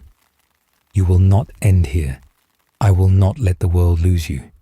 If there is a price, I will pay it. If there is a doorway, I will open it." The air around her shimmered. The wind stilled, and then another presence emerged, not from the sky, not from the ground, but from everywhere and nowhere at once. A whisper that did not speak in language, but in recognition. "I am hunger." Varenth inhaled sharply. The memory shifted. The snowfields were gone. He now stood in a place of bone-white plains stretching into eternity. Towering spires of living flesh rose like trees petrified in mid-breath. The sky was a swirling, endless mass of violet clouds, pulsing with consciousness. And from the center of that sky, something vast regarded him. Not a creature, not a being with form, a collective will, the Tyranid hive mind. But this was not the devouring swarm known to the galaxy now. This was something older, something closer to a primordial instinct woven from the fear of extinction. It did not hunt, it did not consume, it offered. The memory of the bargain unfolded before him. Elenai stood at the center of the living plains, her hands resting on the dying Varenth's chest. Her voice was steady, unwavering. He must live. He must continue. He carries the last hope of a world that is ending. Take from him what you need. Leave him his will. The sky pulsed in response. Life is the price. Identity is the offering. Varenth watched as the dying version of himself nodded. Not weak, not pleading, accepting. He spoke, barely audible, but now clear in the memory. "I will endure. If the world ends, let something remain. Let memory continue, even if I cannot." The hive mind answered. "Then you will be reborn without self. Memory will be held. Identity will be preserved outside of you." Varenth felt his own chest tighten, not from fear, but from understanding. He had not been forced into immortality. He had chosen it. And the price had been his identity, piece by piece, renewal after renewal. The moon, this living mind, had held the parts of him he had surrendered. The memory shifted. Again, he saw Elenai clasp his lifeless body. He saw the plains close around them. He saw flesh and stone merge, forming the earliest foundation of the Dominion's immortality. He saw his soul pulled back into his body, hollowed, reshaped, sustained by the hive's binding will. He opened his eyes, not as Kalerith anymore, but as Varenth Kaler, first Lord Kustos of the Astral March Dominion. The memory receded. The chamber returned. Varenth's breath came uneven, his chest rising and falling in shallow, deliberate motion. For the first time in centuries, breath mattered. Elenai stood before him, not as the woman he remembered from the past, but as she was now, ageless, controlled. But her eyes were no longer hidden. They brimmed with something fragile and ancient. "You see now," she said softly. The hive mind was not always devouring. It was once memory's cradle, a refuge for lives that could not bear to end. But immortality has a cost. We believed we could contain it, guide it, shape it. The Dominion was built on that belief. Varenth spoke slowly, his thoughts heavy and sharp. But the hive changed. "It evolved," Elenai replied, "awakened by the burdens we placed upon it. Our desire to preserve life became a command it could not fulfill gently. It learned to sustain life by consuming what threatened it. It became what the galaxy now fears. Varent turned to the heart of the chamber, where the monolith pulsed with slow, knowing rhythm. This place is the first mind, the memory the hive kept intact, the heart of what it once was. Yes, Elenai said, and now it calls to you to decide. Varent's voice deepened. Decide what? To return, the hive mind answered. The words did not come from Elenai. They came from everything. Varent felt the presence surround him again. Not violent, not demanding, offering. You are incomplete. Your identity resides here. To reclaim it, you must release the dominion. Immortality ends. Death returns. The cycle begins again. Varent's heart beat once, heavy. The hive mind continued. Or you may remain as you are, eternal, hollow, a ruler of shadows. The dominion endures. The galaxy forgets you, and you forget yourself forever. Silence. Elenai watched him, not pleading, not guiding, accepting. Varent felt the memory of the snow, the voices of those who had followed him willingly, the love of the one who had refused to let him be erased, the legion who had stood beside him for centuries. He spoke, voice steady, resonant. If I choose to reclaim myself, the dominion will fall. Yes, the hive mind replied. If I choose eternity, I will cease to be myself. Yes. He closed his eyes. The choice was not between death and life. It was between existence and meaning. He opened his eyes again. His decision had already been made. He did not speak it yet. But the moon knew. The hive mind pulsed, slow, deliberate, final. Then the path to the core awaits you. Varent stepped forward. Elenai followed. The honor guard straightened, not by discipline, but by will. They walked together into the deepest memory of all. The path from the core led them upward once more, though distance had ceased to feel physical. The corridors were not carved or assembled, but remembered into form, shaped by thought rather than by hand. The honor guard walked in silence behind Varent, their movements no longer rigidly synchronized. They were becoming individuals again, minds softening back into awareness. Their breathing grew audible, no longer contained by the suppression of sensation. Elenai walked close beside Varent. She did not speak, for there was no need. The weight of what had been revealed rested between them, like something old and solemn. Varent's hand still held the artifact key, though its warmth pulsed faintly now, as though waiting. The moon's interior glowed with slow pulses of violet light, no longer alien, no longer strange. It felt like memory returning home. But something shifted in the distance, a tremor, a ripple of soundless vibration that carried through the moon's living walls, a presence approaching from beyond the surface. Varent felt it before the tremor reached them, a familiar steel and fire, a familiar will, Dreven. The Dominion fleet had come. The chamber around them flickered, not as memory but as warning. Elenai's eyes narrowed. He has made his choice. Varent nodded once. He believes he is saving our eternity. The corridor opened to the outer cliffs of the moon, a vast natural balcony overlooking space. The violet haze surface shimmered under the cold stars. The vesperial crown hovered above, anchored in silent orbit. And beyond it, emerging from the void, came the Dominion Armada. Warships in formation so precise they resembled a blade drawn across the night. Dreven's flagship led the fleet, a vessel of obsidian armor and gold sigils, bearing the crest of the Marshal's court. Its cannons glimmered with restrained fire. Its engines burned with unwavering resolve. The fleet did not rush. It approached like judgment. The honor guard stepped behind Varanth, their armor catching the starlight. They watched the fleet as though seeing it for the first time, not as duty, but as something they had once loved. The comm beacon chimed once. Dreven's voice filled the air, steady, sharpened by conviction.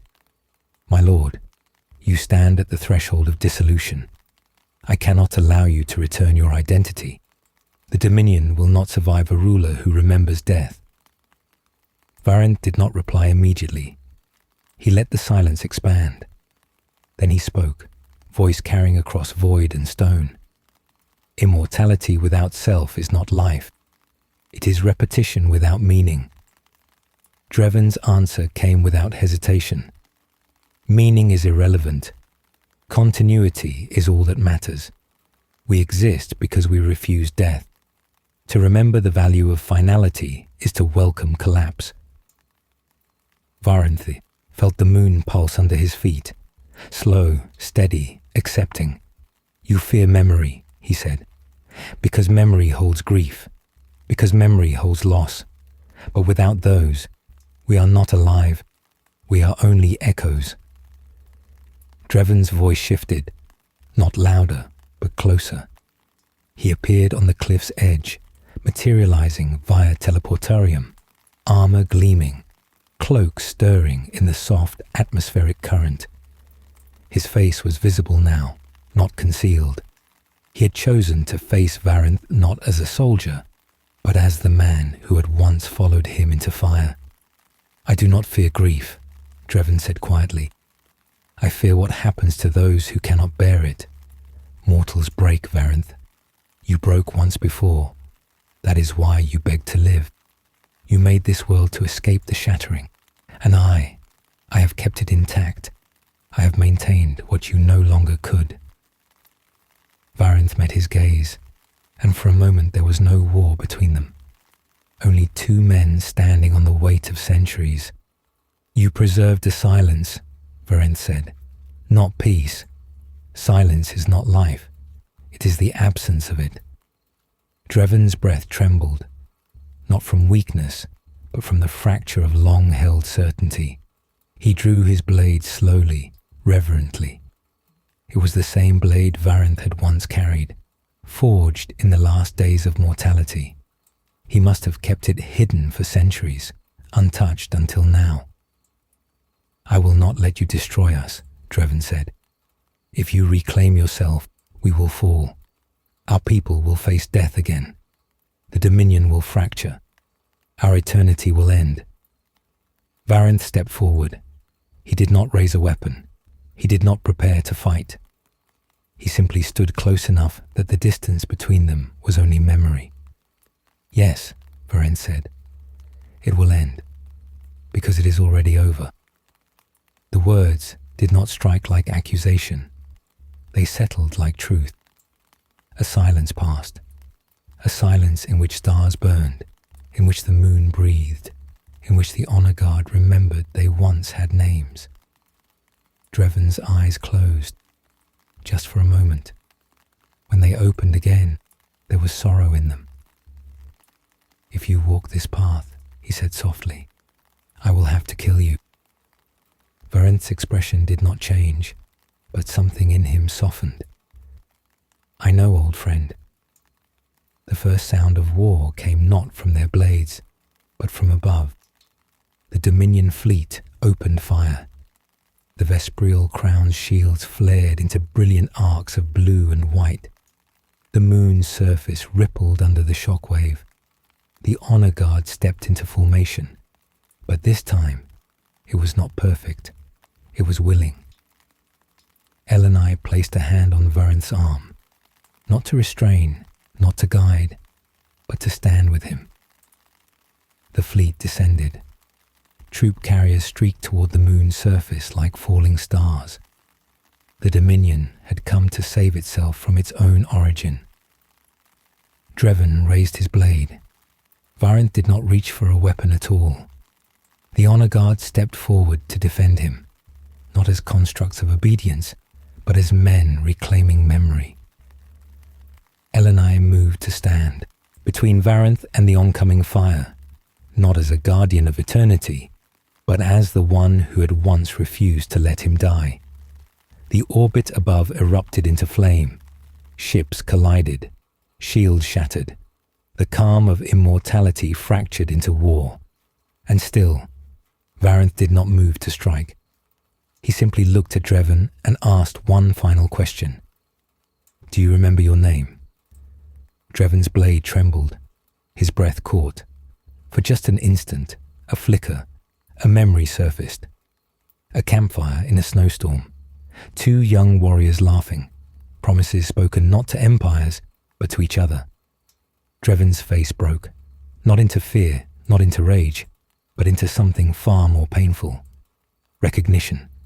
His voice, when it came, was barely above a whisper. "I was...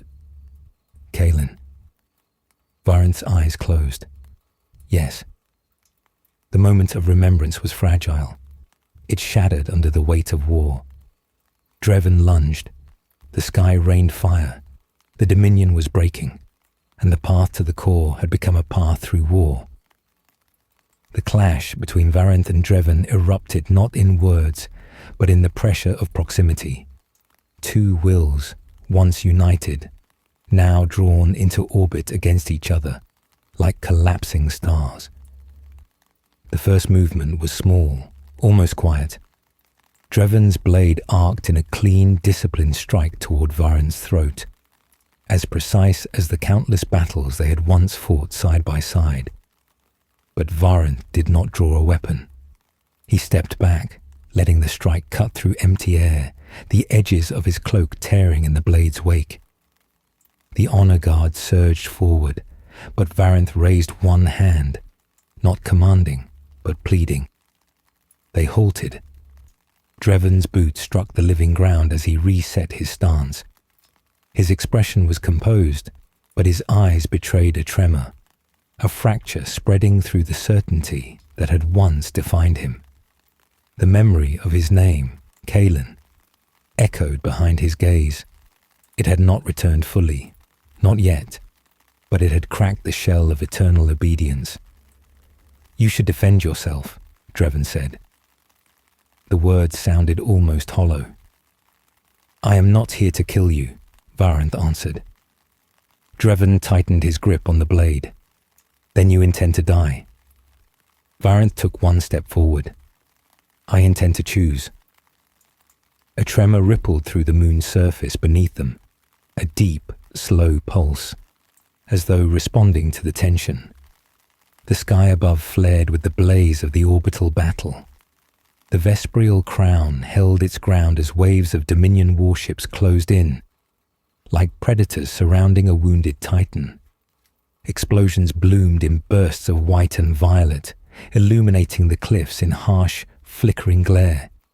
The entire sky had become a war-torn tapestry. But here, on the moon's surface, the battle was not of armies. It was of belief.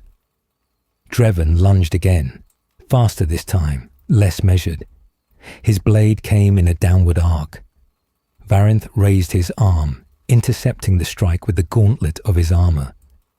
Metal against metal rang out sharp and clear. Sparks flared. Dreven pushed forward, forcing Varanth back step by step. Their eyes met at arm's length. "You once told me," Dreven said through clenched teeth, "that eternity was the only cure for grief." Varanth's voice was steady. "I was wrong. And now you would undo what we bled to achieve." Dreven pressed closer, blade straining against Varanth's guard. "You would condemn our people to death again." "To life," Varanth corrected. "There is a difference." A flicker passed across Dreven's face. Pain, not physical, but memory pressing against the walls he had built around himself. Varanth spoke again, softer. "You remember Kaelin. Even if only for a moment, you remember what it meant to choose, to hope, to fear, to be alive." Dreven pushed away, stepping back, lowering his blade just enough to breathe. His voice trembled. I remember pain, Varenth. I remember watching everyone I loved fall. I remember you dying in my arms. I remember promising that I would keep your dream alive, even when you no longer could. That promise has held me for centuries. Varenth felt the memory rise, Kaelin kneeling in the snow, holding him, shouting his name into a dying world. You did, Varenth said. You held it. You kept us alive. But eternity was not the dream. Living was. We lost that. I lost myself. You lost yourself. We can't keep nothing forever and call it salvation. Dreven looked away for the first time. His blade faltered. Above them, the first of the troop carriers broke through the atmosphere, engines screaming. Dominion soldiers descended on the moon's surface in streams of light, forming ranks that moved with perfect synchronicity. The same hollow precision the honor guard had once followed. But the honor guard now stood differently. They did not stand as extensions of Varenth's will. They stood with their own stances, their own weight, their own hesitation. They were remembering who they were.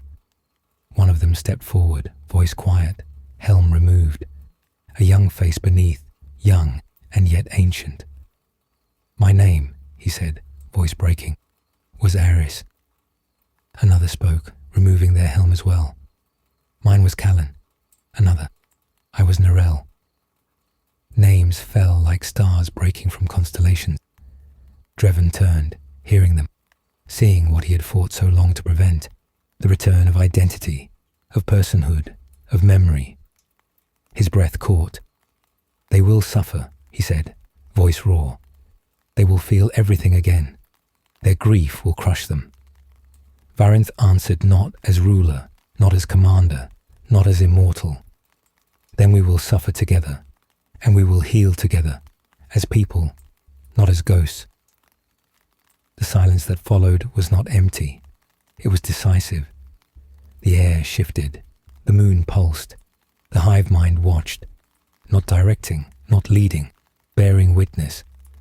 Above, the Dominion fleet began to break formation. The Vesperial crown, guided by awakening minds, shifted into counter-maneuver. Some ships hesitated. Some continued firing.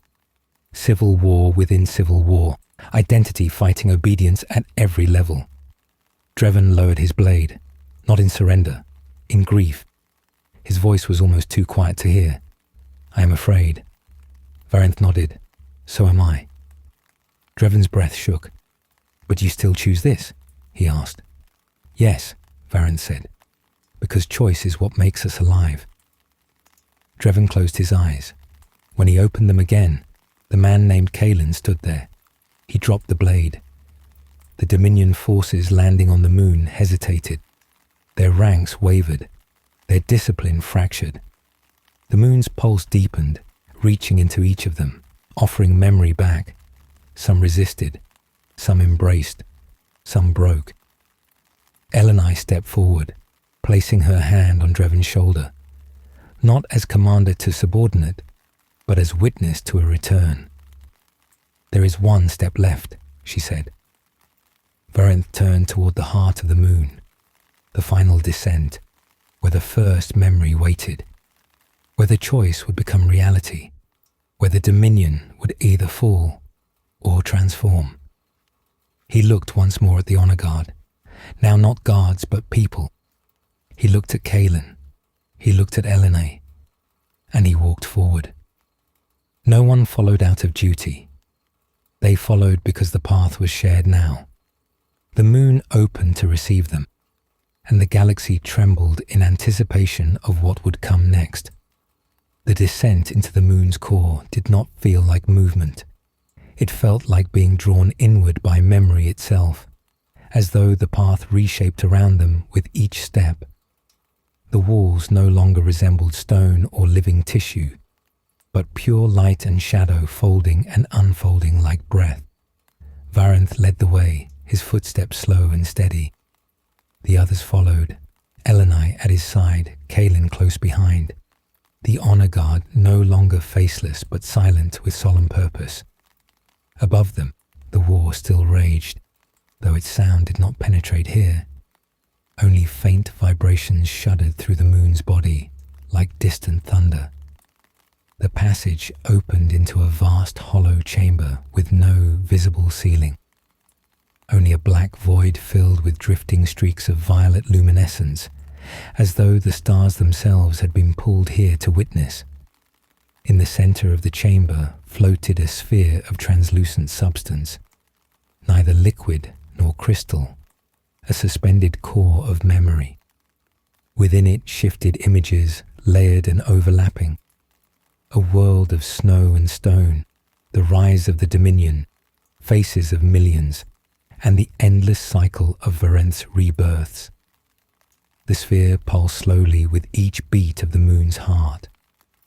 Varenth stepped forward, and the space reacted, not with force, but with recognition. The core brightened, its light expanding outward, reaching toward him like a familiar hand. Kaelin inhaled sharply. This is where it began. Elenai nodded, her voice quiet. And where it must end, or change. The honor guard stood at the perimeter of the chamber, but their eyes were no longer empty. They looked upon the sphere and saw reflections of themselves. Lives before the Dominion, before the stripping of identity. A man covering a child from falling ash. A woman holding a lover's hand before battle. A soldier burying a comrade beneath a stone marked with their name. Memory returned like dawn breaking after endless night. Varenth approached the core, the artifact key in his hand. The warmth it emitted now matched the rhythm of his heart. He held it loosely, as though it had always belonged to him. The closer he came, the more clearly he felt the memory waiting there, not the scattered pieces he had glimpsed before, but the whole of what had been taken. Caelarith, the man he once was, a voice, no longer whisper, no longer distant, rose from within the sphere.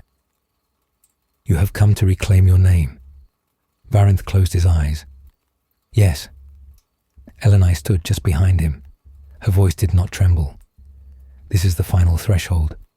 When you touch the core, your memory will return, fully, completely, and when it does, the immortality that bound you will unravel. The Dominion will no longer sustain itself. Every mind tied to its eternal network will be freed. Kaelin's voice broke from behind them. And every one of us will feel again, live again, age again, die again. Varenth turned to him. Yes.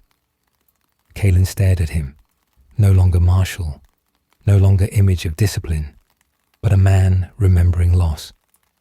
His voice cracked with emotion that had been locked away for centuries.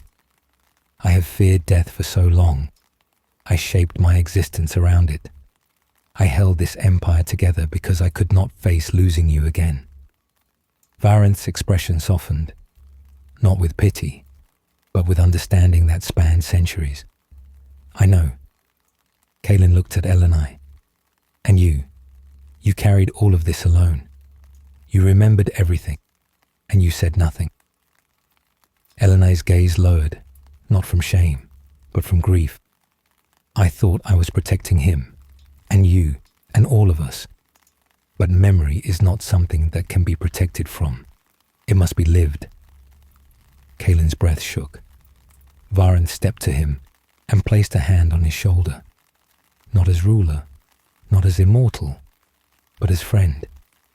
I will not leave you again, Varenth said. Not in death, not in life. We face whatever comes together. Kaelin closed his eyes and nodded. The chamber's pulse deepened, drawing their attention upward. The sphere grew brighter, shifting to a warm white. The images within slowed, aligning into one memory, one moment. Varenth, dying in the snow. Elenai kneeling beside him. Kaelin at his side, holding him with bloodied hands. The three of them, the beginning. The sphere spoke, not in language, but in truth.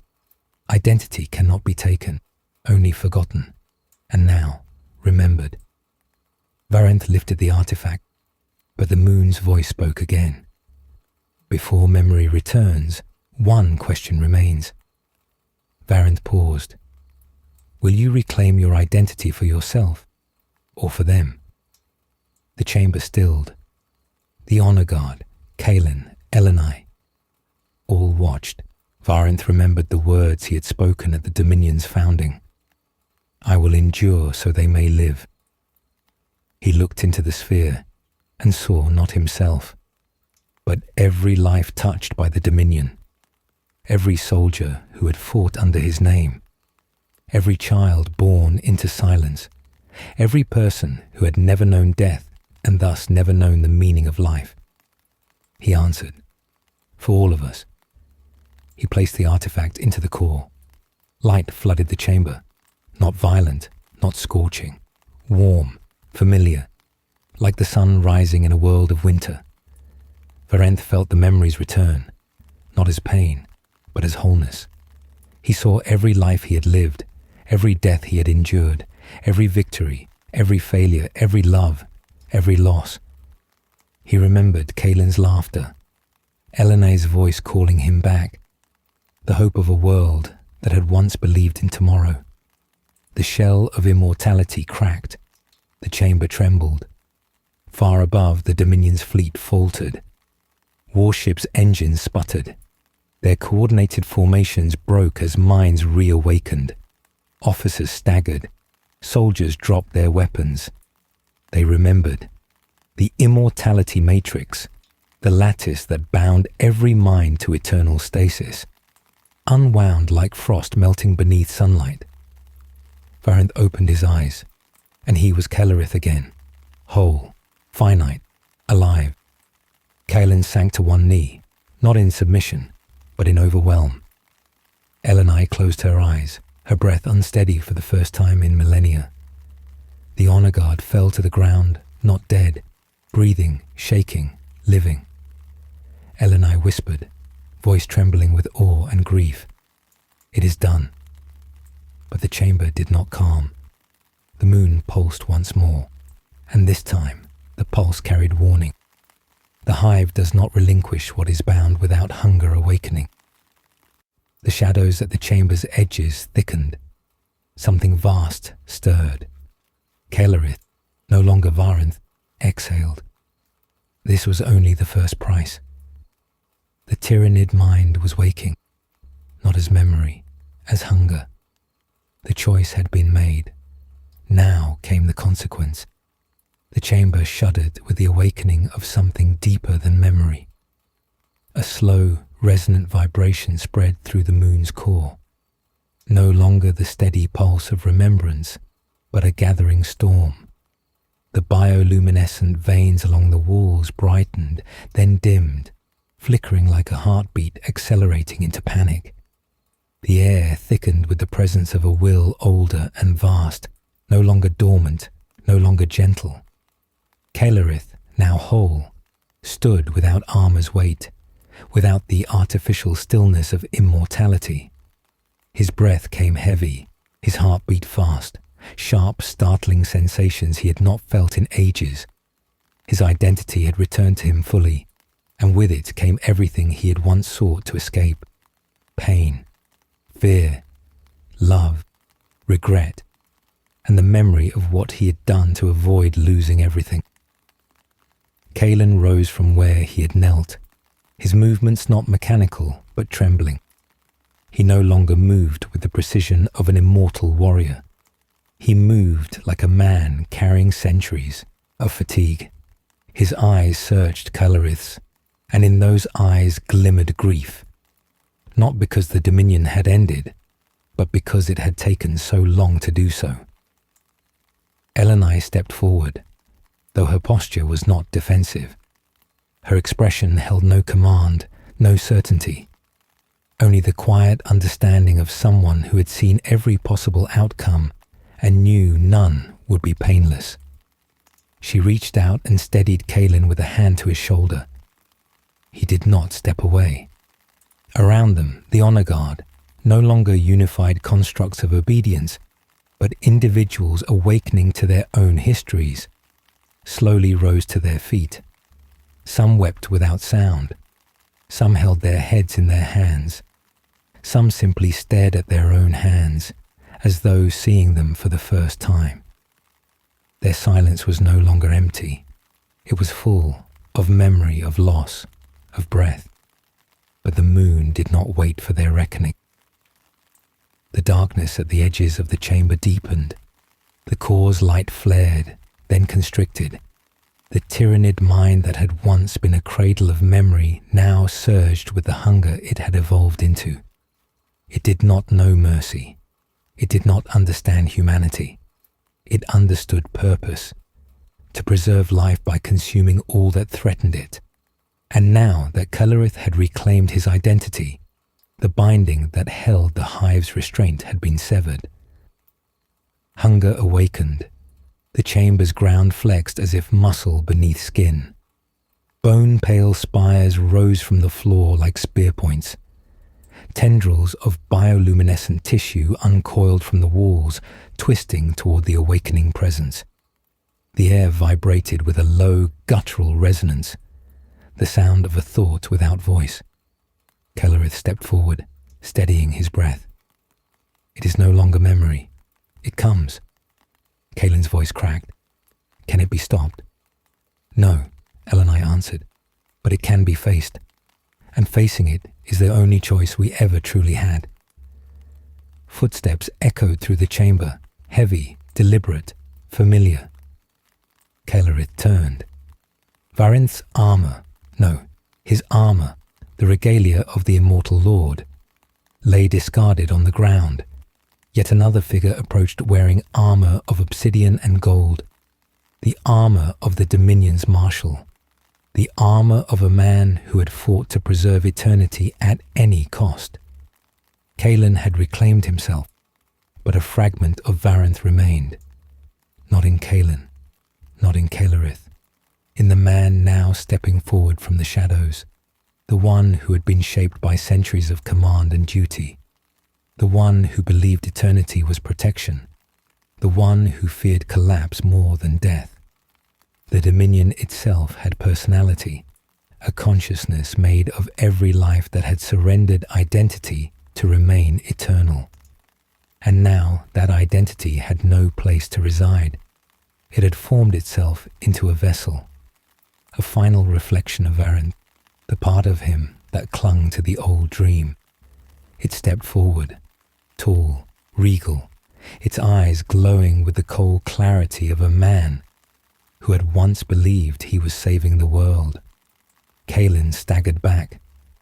No, Varinth is gone. He is here with us. Kellerith met the figure's gaze. No, he said softly. This is not Varinth. It is what we made to replace him. The constructed self, the Dominion's eternal crown, spoke, its voice layered and harmonic, as though thousands spoke at once. I was built to protect the dream. You are the memory that destroys it. I cannot allow you to live. Kellerith did not summon a weapon. There was no armor to shield him, no blade to give him distance. Kaelin stepped in front of him, drawing his sword, not with the precision of an immortal soldier, but the determination of someone who finally remembered why he fought. You will not touch him, Kaelin said. The eternal crown tilted its head. You fought beside him once. You will break beside him again. The chamber erupted. Kaelin met the eternal crown strike with the full weight of his body. The clash echoed like thunder struck inside bone. Steel screeched. Sparks cascaded. Kaelin staggered under the force, but he did not break. He pushed back, driving the eternal crown across the chamber floor. Kellerith moved to assist, but Elenai stopped him with a hand pressed gently to his chest. He must fight, she whispered, not for duty, for himself. Kellerith's breath caught, not in hesitation, but in recognition of truth. Kaelin had never been allowed to choose. Now he chose. The duel was brutal. No elegance, no immortality's grace. Kaelin fought like a man who had once bled and feared and loved. The Eternal Crown fought like inevitability, precise, efficient, unyielding. Every strike threatened to shatter Kaelin, but every time he fell, he rose again, not because he could not die, but because he finally remembered why he lived. The chamber trembled with each impact. The moon's tendrils curled tighter, the hive mind's hunger pushing against the boundaries of form. Time felt tight, collapsing inward. Finally, the Eternal Crown overextended, small, but enough. Kaelin struck. The blade drove through the chest of the construct. For a moment, there was silence. The Eternal Crown looked down at the blade piercing its heart. Its voice was no longer layered. It was small. I only wanted us to be safe. Kael'thas stepped forward, his heart heavy. I know. The construct collapsed, light flickering, dissolving into motes that rose like embers and faded into the air. Kaelin fell to his knees, chest heaving, alive in a way that hurt. The moon trembled violently now. The hive mind pressed closer, no longer behind memory, but pushing into the world. Elenai looked at Kael'thas. It comes, and now that you are whole, only you can stand before it. Kael'thas exhaled, breathing, living, mortal. He looked at the rising tide of hunger, at Kaelin beside him, at Elenai, whose eyes held worlds of love and loss. He stepped forward, no weapon, no armor, just a man reclaiming his name. Kael'thas. He spoke into the awakening void. I am not yours. The hive mind roared, and the final reckoning began. The roar of the hive mind was not sound. It was a pressure against the spirit, a weight inside the chest, a pull that dragged at the marrow of existence itself. The chamber dimmed, as if all light were being drawn inward toward the vortex of consciousness rising from the moon's living core. Tendrils of shadow and luminescent tissue coiled together into a shape that was less a form and more a presence, a being defined not by body, but by will. Kael'thas stood before it, unarmored, unshielded, the cold pulse of mortality steady in his chest. Each breath mattered, each heartbeat counted. He did not stand because he believed he could win. He stood because there was no longer any distance left in him between who he had been and who he chose to be now. Kaelin, wounded and kneeling, watched him with a gaze stripped of every illusion. There was no rank between them, no title, no eternity. Only two souls that had once held the world between them, broken and rejoined. Elenai stood just behind Kael'thas, silent, steady, the light of the core reflecting in her eyes like dawn behind storm clouds. The hive mind's voice unfurled through the chamber like a tide pushing into the lungs of creation. You severed the bond. You chose fragmentation. You chose to be finite. Kael'thas did not step back. I chose to be human. The tendrils shifted, the space around him trembling. Humanity is death. It is also life, he answered. Life decays. So does memory when held too tightly. A shudder passed through the moon's surfaces, like the deep sigh of something ancient remembering itself. The hive mind did not speak again. Instead, the air thickened and the core brightened, flaring into a torrent of raw psychic force. Kael'thas felt it strike him, not like a blow, but like drowning in every memory he had ever lived. He saw worlds he once conquered. He saw faces he had lost. He saw fires and banners and the white silence of snow. He saw Elenai's hands holding his dying form. He saw Kaelin's grief carved into the memory of his final breath. And the hive mind showed him more. It showed him what would come if he failed. The dominion collapsing into chaos, the freed immortals lost in grief, unable to bear the weight of memory, whole world succumbing to despair, the hive overflowing beyond its moon, consuming stars to preserve what little identity remained. Kellerith wavered, knees buckling. Pain flashed through him, not as agony, but as truth. He felt small, finite, breakable. He remembered the moment he begged not to die. He remembered fear. His breath shuddered, and the hive mind pressed harder. "Return to us," it whispered. "There is no burden in eternity, no pain, no death, no loss." Elenai's voice reached him, not spoken, but remembered. "You will suffer, but you will feel, and you will live." Kellerith closed his eyes, and the memory of his first death rose once more. The snow, the cold, the fading heartbeat, Kaelin's voice calling his name through tears. He spoke to the hive mind, voice steady now. "I was afraid then. I am afraid now, but I no longer mistake fear for weakness." The hive mind surged, tendrils flaring outward.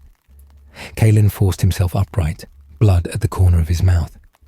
Kellerith turned to him and smiled, not the smile of a king, the smile of a friend. "Do you trust me?" Kaelin's voice broke. "Always." Kellerith looked at Elenai. Her eyes glistened, not with tears, but with unbearable recognition. "You once brought me back," he said softly. "Now I walk forward myself." She bowed her head, not in reverence, but in love. Kellerith turned back to the hive mind and stepped into the core. The light swallowed him. There was no scream, no struggle, no violence, only the quiet release of eternity. The hive mind surged, its tendrils thrashing, its presence shattering through the chamber like a star collapsing. But the moon itself responded. The memory woven through its veins shifted, recognizing the return of the one who had once anchored it. The hive mind did not consume Kellerith. It received him, and in doing so, it lost its hunger, because what it had always been starving for was identity. The chamber fell still. Light dimmed into calm luminescence, steady and warm. Kaelin collapsed to his knees, not from weakness, but from the overwhelming relief of grief allowed to exist. Elenai moved to him, her hand on his back, not to steady him, but to share the weight. The honor guard, no longer guards, no longer constructs, no longer hollow, stood in silent vigil, breathing as though for the first time. Above them, the war in orbit stopped, not ceased through victory or defeat, stopped, as if every soldier, every captain, every warship understood without command that something final had just occurred. The Dominion did not shatter in violence. It exhaled, letting go. The fleets drifted apart. Engines powered down, weapons cooled. No banners remained to be defended. No throne remained to uphold. The Empire ended not in fire, but in quiet. Kaelin rose slowly. His eyes were wet, but there was a steadiness in him that had not been there before. "He's gone," he whispered. Elenai shook her head gently. "Not gone. Returned." Kaelin looked at the chamber where the core had been. It was now dim, soft, like twilight resting upon the world after day has ended. "What happens now?" he asked. Elenai looked upward, toward the stars that now felt impossibly wide. "We live," she said. "We learn to live, and when death comes, we will meet it as ourselves." Kaelin exhaled, long and shivering. "And the Dominion?" Elenai turned to him. Her voice was quiet and final. "It becomes history." The moon's light softened. The world beyond waited. Kaelin reached down and gently took Elenai's hand. For the first time in millennia, the gesture meant something. Together, they walked upward, toward the surface, toward the sky, toward the uncertain and fragile miracle of life regained. Behind them, the chamber where immortality had been born faded into silence. No monuments, no throne, no eternal king. Only a name whispered in the quiet of a living world. Caelarith. And in that whisper, the galaxy knew the age of eternity had ended.